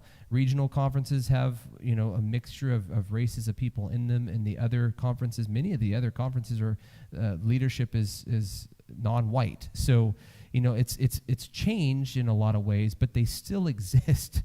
And so, for example, like we have the Lake region near where I am, and we have the Lake Union, and they're like really close. They cover the same basic geographical territory, but there's this understanding that the regional conferences, they work for black Adventists, and the other one works for everybody else. So they're a vestige of segregation. And they don't exist out in the West. They don't exist like in California. They're only in the eastern and southern states. Yeah. I don't know who to go to. Oh, okay. Sorry. Can someone else field them? I don't want to do the wrong thing. Yeah. Okay. Let's go back here. Brother Lofters first, and then Ezra, and then. Okay. All right. Sherry, Pastor G will lead us out here. Yes, and then, we'll get to her, and then we'll get back to you. Yeah. So we'll have Brother Lofters and then Ezra. Okay. Great. Oh, Pastor. Now we talk about the problem that black people had from 1800s coming down. Did Mrs. White and the other Seventh-day Adventist members know that there was a section in the Bible where God penalized Moses' sister because she hated Moses' wife. Moses' wife was black. And she gave him a hard time. And God stepped in. Why did God step in and give her a terrible disease? Because she hated black people. Would you express that for a while? Yeah. Thank you for sharing that comment. No, it's an important lesson too. I can say something in response, something that everyone should know as a fact of the world. If you don't know this, race doesn't actually exist. It's a construct. It is not something that is biologically fact, okay? That is true. So let me explain that briefly. It's only existed since around the 1700s, okay? And it's at that time, for the first time ever, you have scientists that are going through and trying to classify human bodies in these particular kinds of ways using the term race. If you look in the Bible times, race doesn't exist. People are sort of divided by like tribes and things like this. This does not mean that there has not always been variations in how we look. Of course there has. But no one has used the term and concept of race to try to distinguish in these kinds of ways. The term race, as best as we can tell, was originally used to refer to livestock. Shepherds and farmers used that term. And it eventually gets applied to human bodies, in part because white people are not sure that non-white people are human. It gets so bad, Columbus comes, sails the ocean blue, 1492, whatever, and the sort of the European search for the Americas or whatever, that becomes the voyages and so forth. This becomes, this encounter is a key part, as well as the African slave trade is a part of the rise of race as a concept. But it gets so bad, like with the Europeans coming over to the Americas and the genocide and the utter slaughter of so many millions of people, that the Pope himself has to declare an encyclical and say, the native peoples in America, they have a soul, so you need to try to save them. It gets that bad, my friends. It gets that bad. And so just read Bartolomeo de las Casas. He chronicles all of this genocide very eloquently. And so race as a concept has not always existed. And so in the Bible, it doesn't exist at all. No one's thinking about this in that kind of a way. There are differences of skin color. There are differences of hair type. There are whatever. All of that's been there. But we're not using race in this way. So it's a diabolical concept that's only been around for a few hundred years in the world. It's probably not ever going to go away. But it's important, I think, to understand the history of that concept. Is that clear enough? I can give you lots and lots of books if you want to read on it. But I hope it's clear enough. We're going here now. Yeah, so I just wanted to say thank you for what you said about a couple of minutes ago about like just kind of like how sometimes when we do have a church that is diverse, that is the Adventist church, sometimes we get caught up in preferences. And I feel like I'm of this church 28 years, like born into this church, specifically Emmanuel. And I've noticed that there has been kind of a toss and turn or maybe of a tug and pull when it comes to preferences and not really speaking to the diversity that is this church in it of itself. It's right here. We're living it, right? So I kind of just wanted to understand from you, and if you may have this information as to how the non-segregated churches at that time worship, just because I think speaking to them understanding that there is a difference of not just person, but also the culture that resides within that person. That's right. How that then occupies the space within the church and how right. Christ is amplified in not just one way, one preference being held over another and allowing people to be on exactly what was saying here, one level. Yes, that's exactly right. So this is probably one of the reasons why regional conferences could be argued that they still have a place in the U.S., for example. This is one of the greatest barriers, I think, to fully integrating things, because a lot of I'll be blunt. A lot of white people they look at worship, a black culture, and they think it's less spiritual somehow.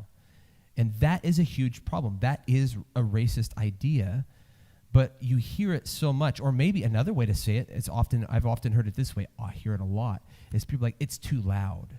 And they try to make it even more innocuous in that kind of way. And these are ways to denigrate black people and the culture that they embrace. And there's nothing wrong with it. It's just different. And I don't think we're going to be able to move forward until we can learn to just embrace everything that comes with the differences that we have. Did it? Okay.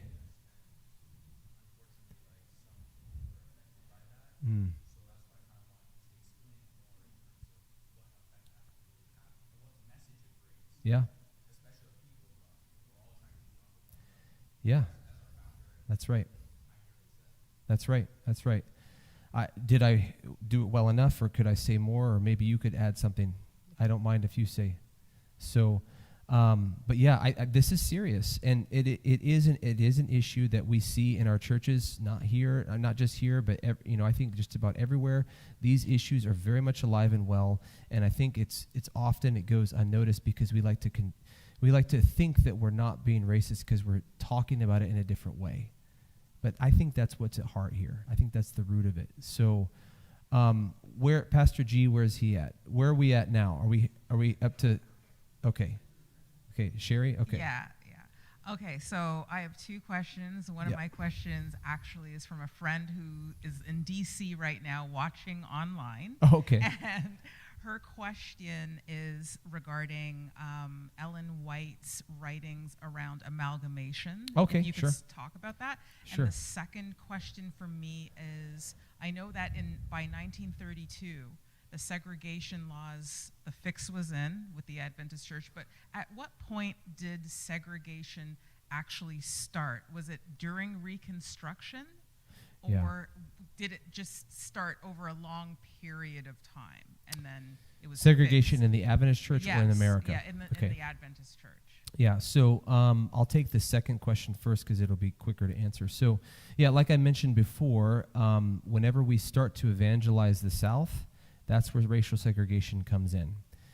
I've been looking at this history for a long time, and several of my friends have, and no one has ever found any evidence of racial segregation before we started to go to the South. And it comes in the 1870s, and then it starts to slowly spread north, as I mentioned a little bit ago, and it eventually, by the early 20th century, it's just everywhere.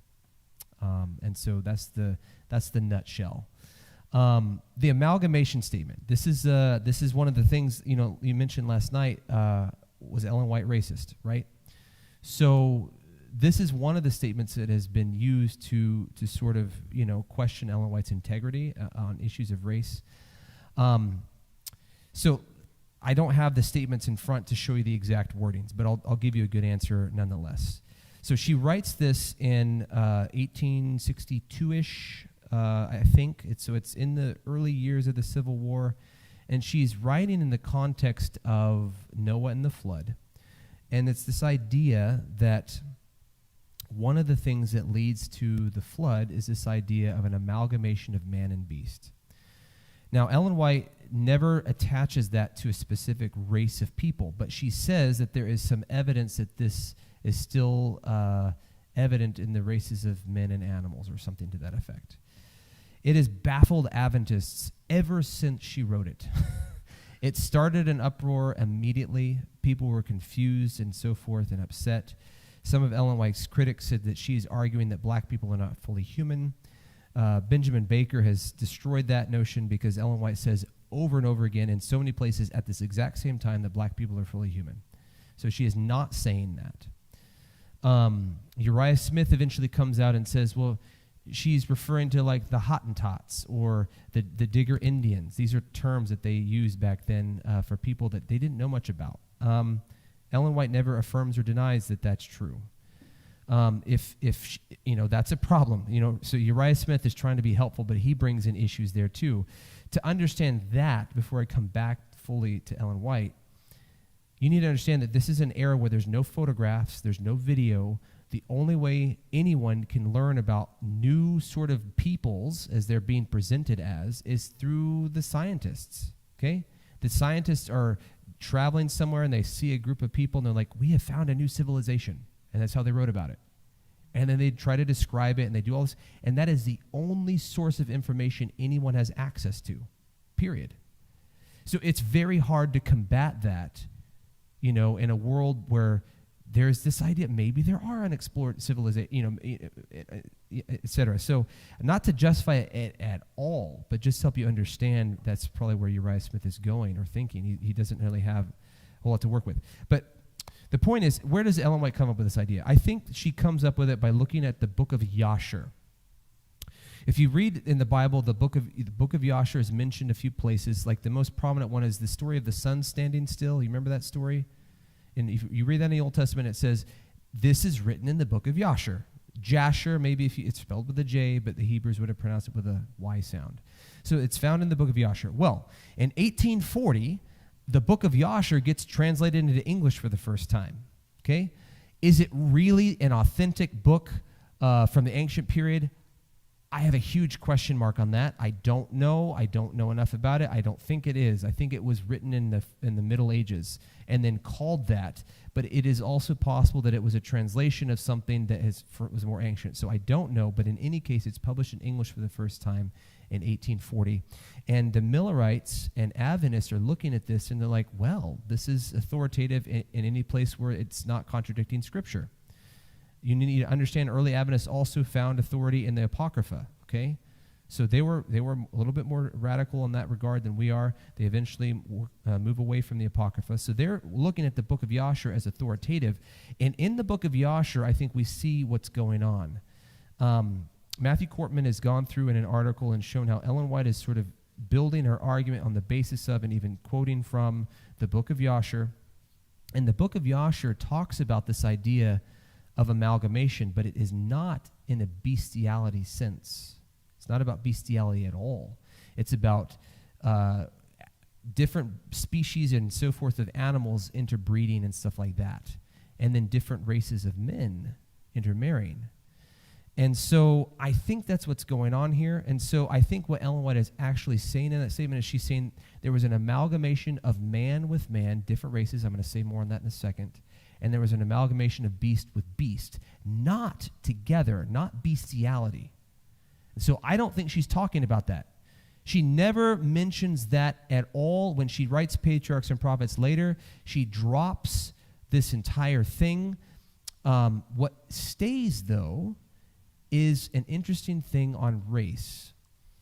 So remember I said race is a construct. So people thought about race different in the 19th century than we do even now. We mostly now think about it in terms of skin color. That has not always been the case.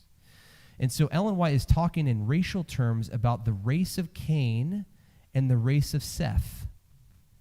And in Genesis chapter 6, it talks about the sons of God intermarrying with the sons of man. I think she has that concept going on. And so she's saying that basically the children and descendants of Cain are marrying the descendants of Seth, but she's talking about in racial terms. And so she's talking about that in this amalgamation statement, I think. So animals with animals producing whatever kinds of various offspring, and then the race of Seth and the race of Cain, you know, and that's what is carrying on after the flood. That's what I think is going on. It is a difficult thing. I thank God she just dropped it because it was just always confusing. Yeah, we could get into further if we actually look at the text, but hopefully that's good enough. Yeah, okay. We'll see if where are we going to? Pastor G, over here? Yes, okay, great. I'm right here, and thank you again so much for this presentation. Really appreciate it. So I had two questions that are slightly related. One built on the prior comment that was made just in terms of worship style amongst different congregations. And I was just wondering if you could talk a little bit about the early Advent movement and how race is worshipped together, right, when we were not segregated. Because I'm tending to think, because even in, I guess some of the earlier churches, they tend to have a lot more similarities with traditional Adventist worship style. And there has been discussion about, especially Neo-Pentecostalism coming into some of the worship experiences, and being embraced, right, by our Adventists, right, as we are separating. So that's part one of the question. And then part two, just making it practical, where we are here today. And I think this current climate that we have has brought to light a lot of issues of the heart, right? Especially as we are in the last days. And it's very concerning, as you mentioned before, the position that a lot of Adventists have verbally or non-verbally taken by their action or inaction. I think that's even evidenced by the representation that we have here, at this presentation this evening. And so with that being said, and understanding the nature of human heart, where we are in Earth's history, and I do believe that there was some commentary in spirit of prophecy that says that racism is not necessarily going to go away, right? And you can comment and validate that. And so with that being said, what are we called to do at this time? Is there a role for, regional conferences? They're not ideal, breaks our hearts. But, in the same way as Ellen White and Edson fought for the development of Oakwood because they understood the realities of the nature of human heart, and that there would only be a minority like yourself, right? Well, at least for now, we pray that it will get better, you know what I mean? But because of the human heart, let us try to do what we can to create a safe space, right, for minoritized or racialized or oppressed people where they can learn, they can succeed, they can be encouraged. So is there perhaps, given the fact that we are seeing that this is not dead, it's very much alive and well in our world and in our church, what is now our solution, both in terms of preparing something for our people who are oppressed, and then also calling those who have been silent to understand our noble roots? Boy, I wish you would have asked a harder question. No, I'm just... Okay, great. I'll take the first one first because that's easier to answer than the last one. So I'm going to point you to an article, a book chapter. Has anybody heard of the Oxford Handbook of Seventh-day Adventism? It was published last year. Great resource. It's in hardback, so it's incredibly expensive. It's $180, so don't try to buy it, but maybe go to a library or whatever. We're hoping that they'll come out with a paperback version that is actually affordable. But anyhow, in that book, David Williams, a colleague of mine, who's written a history of Adventist worship, he has some great insights to the first question, I thought. So whenever we see a racially integrated church in the Millerite movement in the early Seventh-day Adventist church, that's actually borne out in our hymnals. We actually included a lot of Negro spirituals and other songs like that give evidence of interracial worship. But then as we move forward into the late 19th and early 20th centuries, those basically go away until the 1980s. And when we get to the current one we have, which came out in 1985, I think the year I was born. And so that is a evidence of what it was like as well. There's other evidence of what worship was like. I mean, some of the best evidence we have is that people, white editors of newspapers, are angry at the Adventists because they're not racially segregating. That is literally some of our best sources. They're just mad and they're spewing forth all kind of racist hatred, and so these are some of the reasons that we know it wasn't racially segregated, but there's not a ton of data to know, in a really intimate way, what it was like. We do get a sense that there was a lot of religious enthusiasm, and so I don't remember exactly the angle you had on the sort of Pentecostal take, but early Adventists were really pretty Pentecostal. They embraced speaking in tongues initially. That eventually fades away. There is a lot of religious enthusiasm and so forth, shouting, dance, not full-on dancing, but moving your body, it's a really radical and exuberant experience. I mean, think about when Ellen White goes in Vision, that could just get people moving when she falls on the floor in Vision in those earliest years. And so the early Adventist worship was very, very, very vibrant and alive. And a lot of people look at this and they say, this looks a lot like what we see in black religious practices at the time. And so again, I think there's evidence of this interracial spirit where black people are actually contributing in a significant way to the way worship was done and embraced by everybody. I wish that we know more. Like, there's good stuff, but like every time you find stuff, you always ask more questions. So what do we do today? That's the hard question. The answer that I often give is this. I think that God gifts us all with certain talents and abilities and strengths. And I think that we need all of that to combat racism today. I think we need it all. Some people are lawyers, and God knows we need lawyers. Some people are teachers. God knows we need teachers. Some people are nurses. We know we need to take care of people in hospitals in America. At least if you're black, you're more likely to die while giving birth. These are real things. We need people everywhere doing everything they can with whatever talents and gifts they've got. And I think when we do that, when we mobilize, because not everybody wants to go marching down a street. That's important.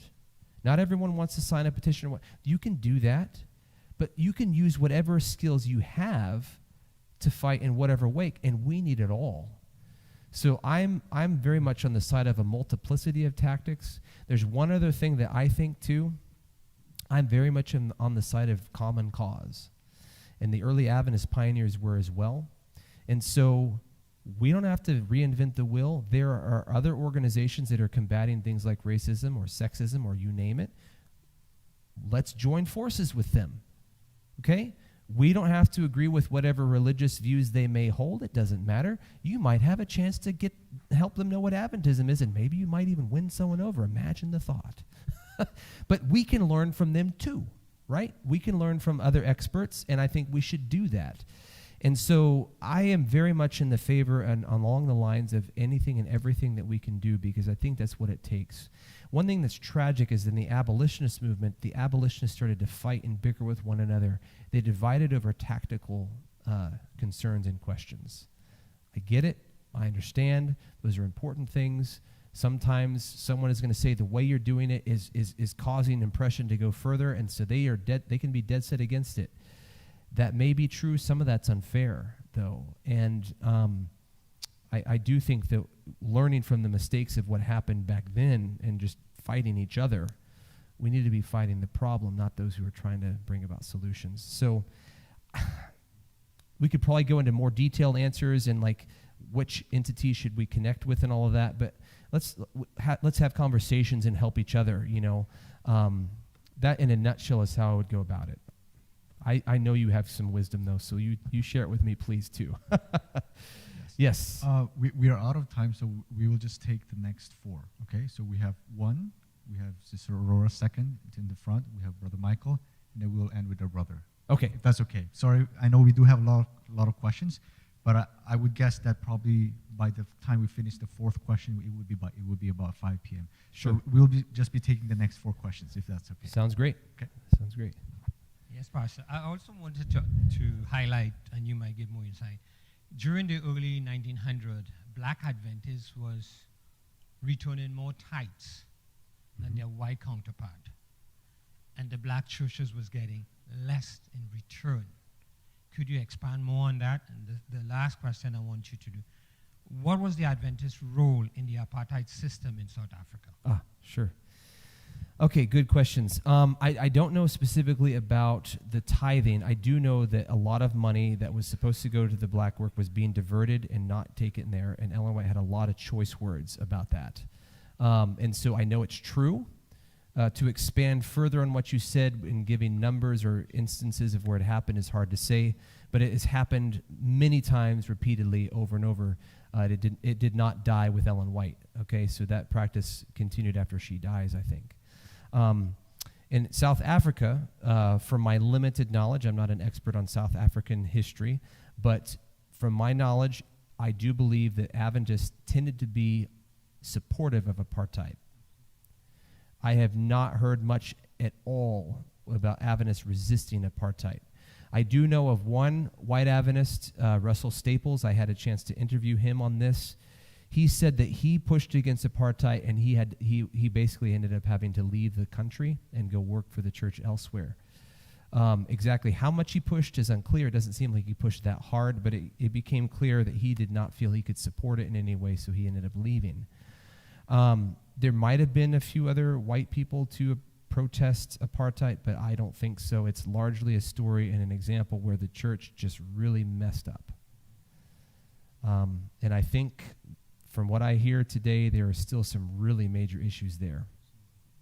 Major issues. And Elon Musk and others, Elon Musk and Trump just, they're not helping. They just exasperated that. I mean, Musk was saying something about, white people losing their land. It's all garbage. It's not. Yeah.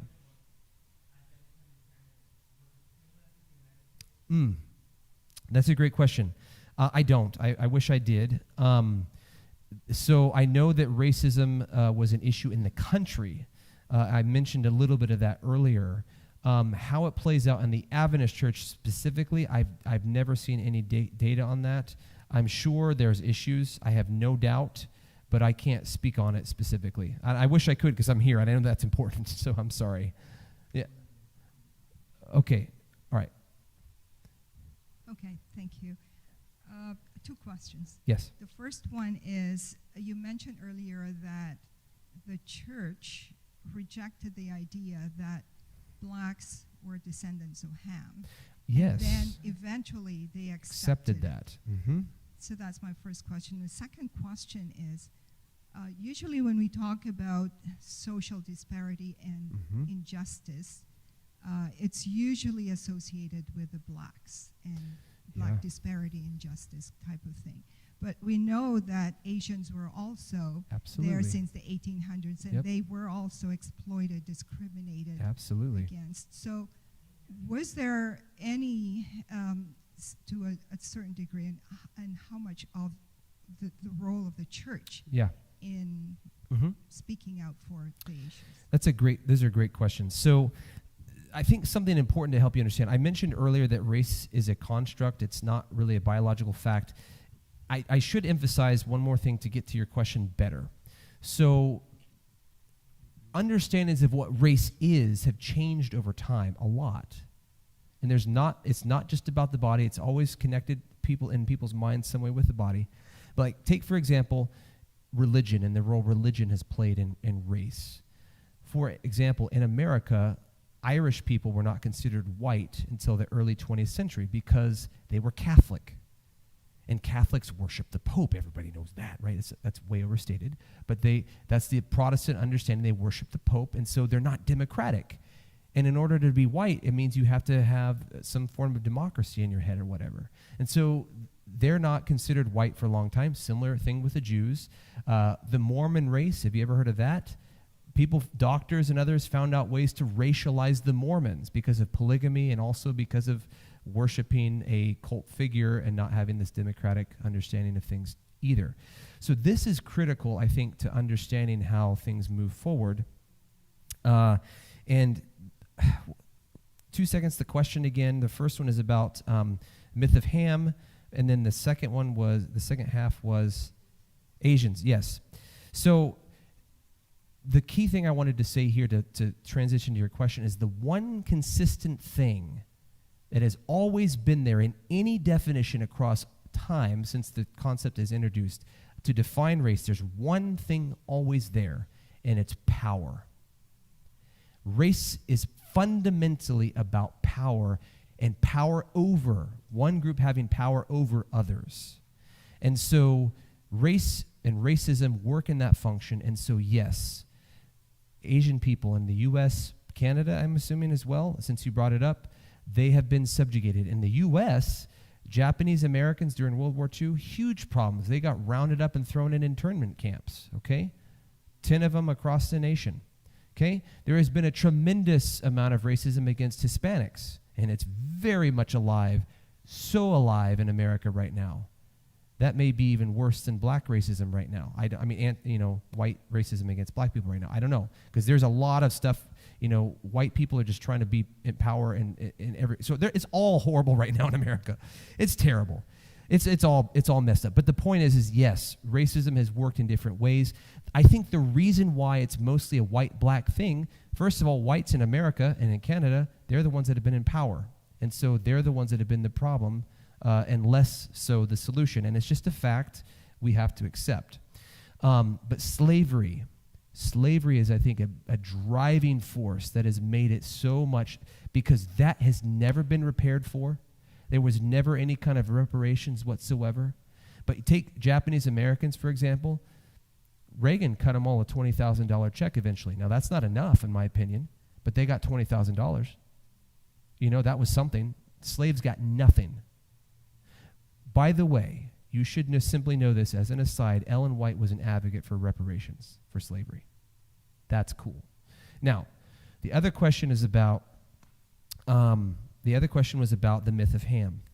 So the myth of Ham, yes, Adventists, like other abolitionists, they are against this notion, this idea from Genesis 9 that like Canaan is cursed, and so the descendants from Canaan through Ham, people start to argue, and it's complete nonsense, that the descendants of Canaan are Africans, black people. And so there's this idea that they are cursed, literally by God himself. It's nonsense. And the Millerites and other abolitionists are saying, no, the descendants of Canaan were the Canaanites. Shocking. And so they said no, and this is ludicrous nonsense, and they pushed against these racist readings of the Bible, and that was, I don't see anyone ever accepting that or saying anything positive about the myth of Ham.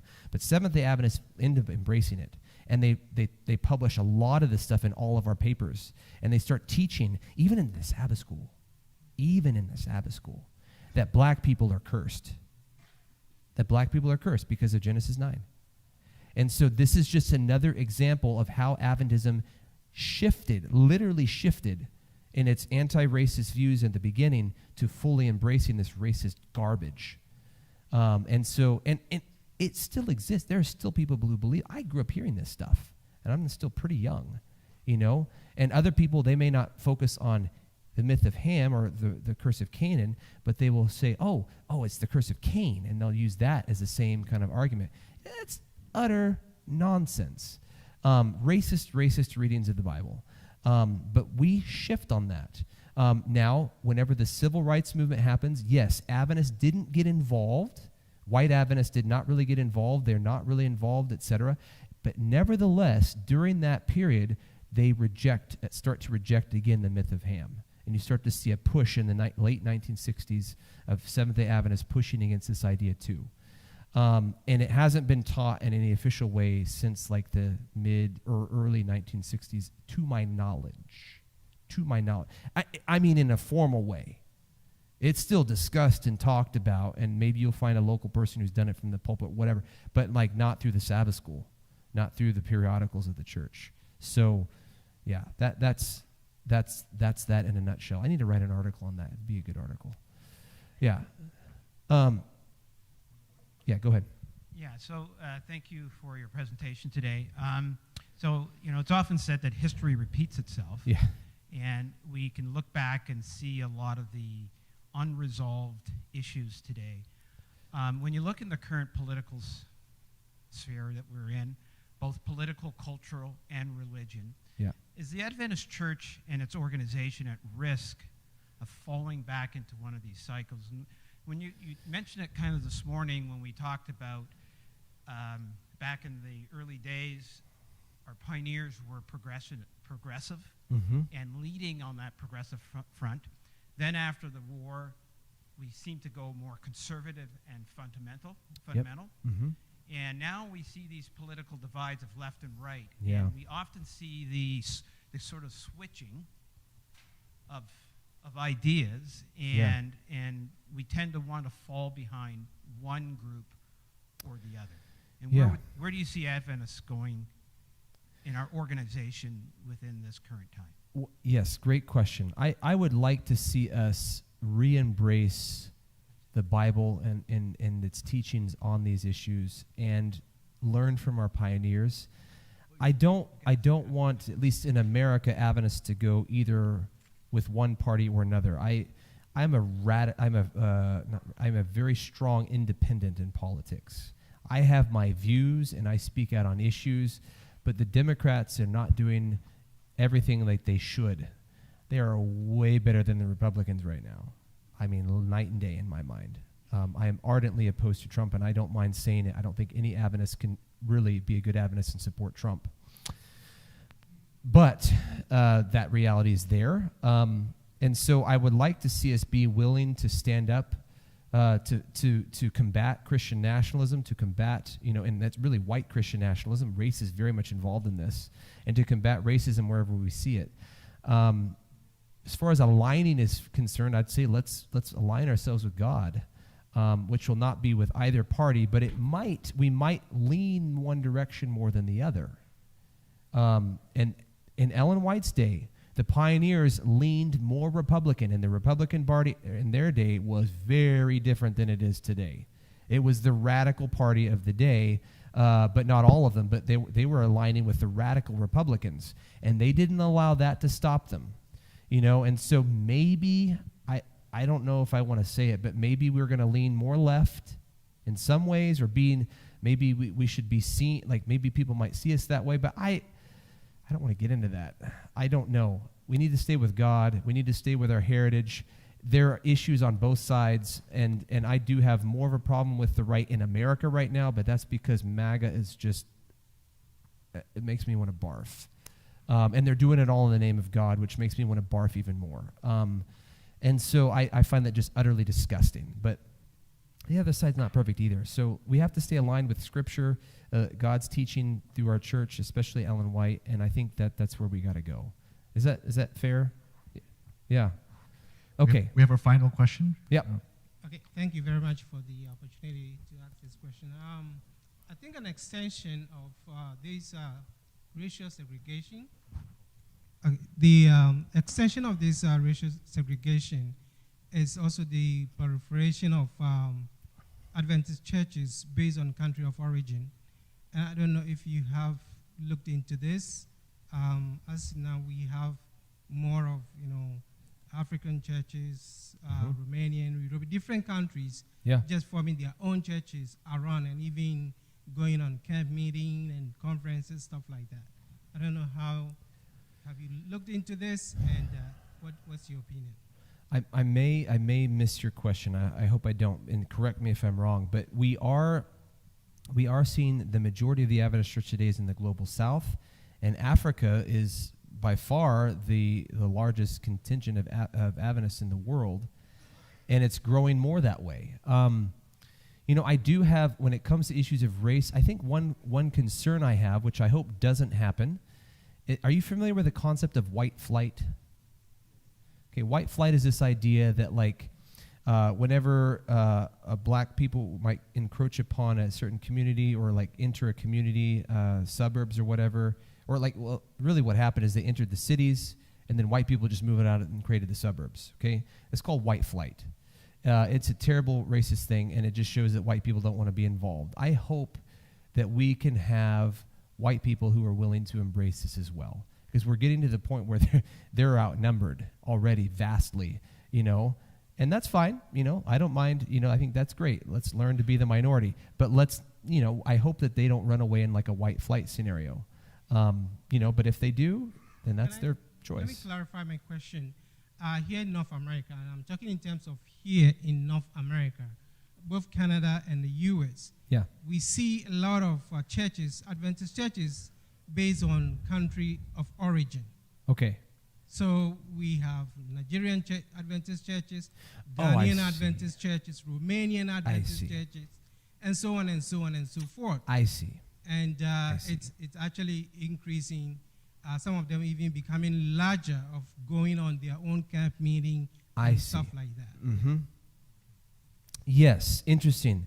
Yeah, and so, there's a question about, are you thinking in terms of what do we do with that? Is that good, bad? What is it? I mean, I don't know. It's just happening, It's not anything that's like imposed upon people, so it's what you would call de facto. I don't know that I want to call it segregation. I don't know how I should respond to it myself, to be perfectly blunt, because people are choosing to do that. Sometimes it's connected with language, but sometimes people use language difference as a way to harbor or hide their racist views. So it's difficult to say, but it is a factor. It's a reality. And I think culture is the primary driving factor here, honestly. I don't think it's race. I think it's culture, I think. I'm very much open to insights. And I think it's fine, perhaps, as long as we can still come together, often enough. So I don't know. Do you have any insights that you'd like to share on it? No?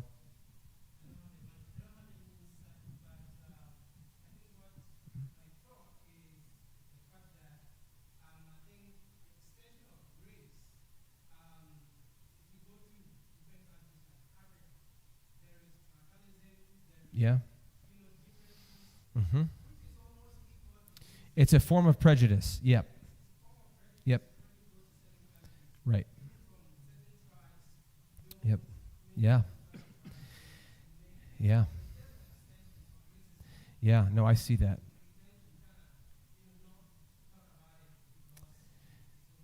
Yeah, and this could be a way to harbor prejudice for years to come if, in the church. Yeah, that's a good legitimate question / concern.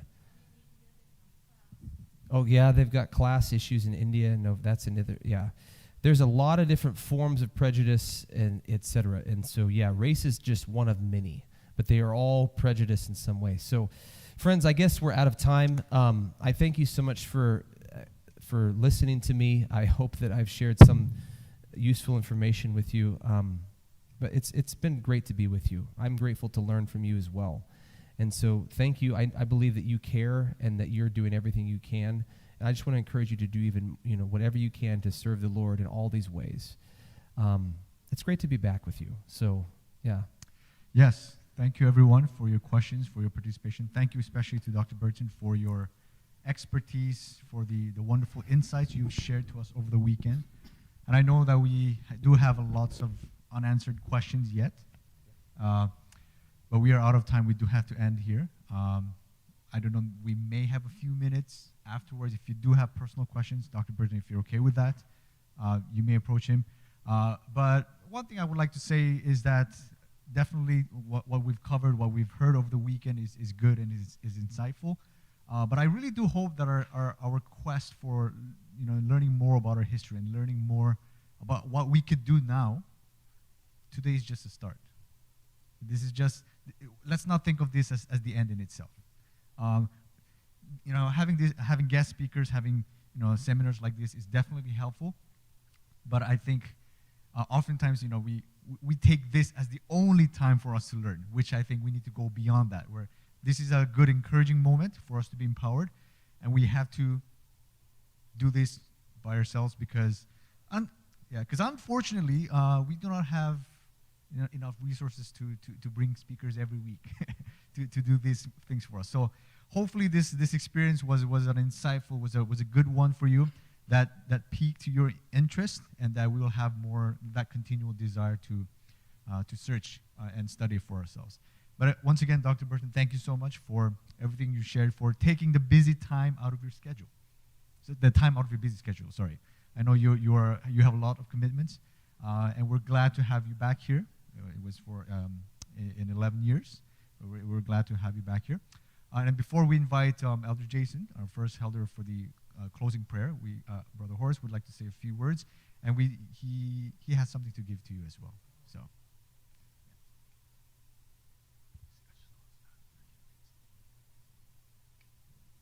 Let me stand here so I can lean. I found it very interesting, and I should make a couple of comments inasmuch as my home is in Barbados, and a lot of the slave laws in America came directly out of Barbados. And I was quite interested in when you talk about how the slaves were treated, because the Society of the Propagation of Christian Gospel in Foreign Lands which was an Anglican thing, had plantations in Barbados, and when the slaves ran away, they stamped on them, branded on them, society, so you knew where they were from. That struck me as very interesting. Then you mentioned that segregation, Jim Crow segregation. My father told me that an Adventist minister told him, I think it was something in the 1930s, that in heaven there would have to be segregation because the race segregation in heaven and in the earth made new because the races could not live together. So this shows how some people who are supposed to be Christians, missionaries, even did that. Now, the brethren in the back asked about in Canada. If you want to know something about the Adventist church in Canada and some of their segregation or bad practices, get the book. It's a biography of Rudy James, the first black minister in Canada. Pardon me? No, he said in Canada. He's dead now, I think. No, he lived in Winnipeg at one point, but he went to school at Burton University.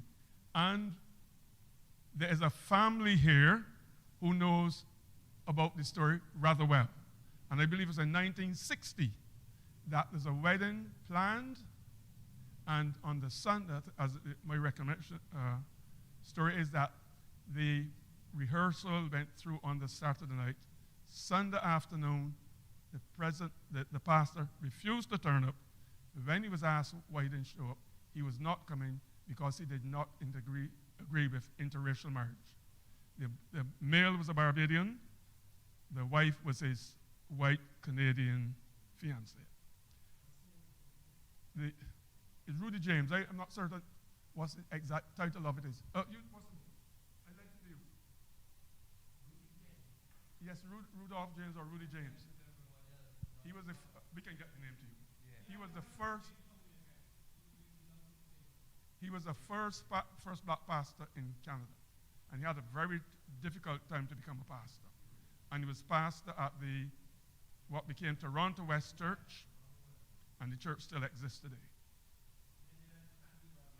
Okay, that was one part of it. And then around 1980, I think 79, 80, 81, a brother in Ottawa raised a big fuss with the church that how is the church in Ottawa a black church, and this is a white country, we should have a white church in Ottawa. And the conference then decided to do an experiment called the SALT team, in which they would have an attempt to get, as they said, Anglo-Saxons or white people into the church. And that new church could only have a maximum of 15% people look like me.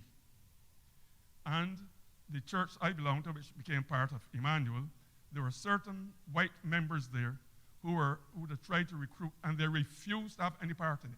They remained with the mixed congregation. So we have a history here in Canada too. And I was tickled when you asked about South Africa, since the second pastor of this church, this Emmanuel church, was a South African. And he belonged to the ultra-right, the Boer, the Pot Gita group. And I maintained contact with him over the years. And he's been back to South Africa about 10 or 15 years ago. And he said to me that things are changing slowly. So we know something about that. Okay? I think those were my comments that I was going to make. Now, on behalf of our church, we have a small gift for you. We are pretty thankful that you came. We are blessed. I think we enjoyed this even more than when you were 11 years ago. But we don't know that we are going to invite you again within another 11 years, but we'll see what will happen. Or somebody said sooner. And I would like to suggest you when you go back, there are certain people there that you can say hello to. That is Dr. Nicholas Miller, the historian, not lawyer. He's moved to Washington, D.C. What about Brian Strayer? He's there. He was the first speaker in the Heritage Weekends. So say hi to him from this church. Okay? On behalf of our church, there's a little gift for you and a card. And may the Lord bless you and keep you, and all the best to your family also. I was hoping that you would show us a picture, but you didn't show us a picture of them. Oh, man, I should have. The Lord bless you. Okay, thank you very much. We're going to invite our head elder, Elder Jason, to offer us the closing prayer. And I guess we could all stand for the closing prayer. Yes.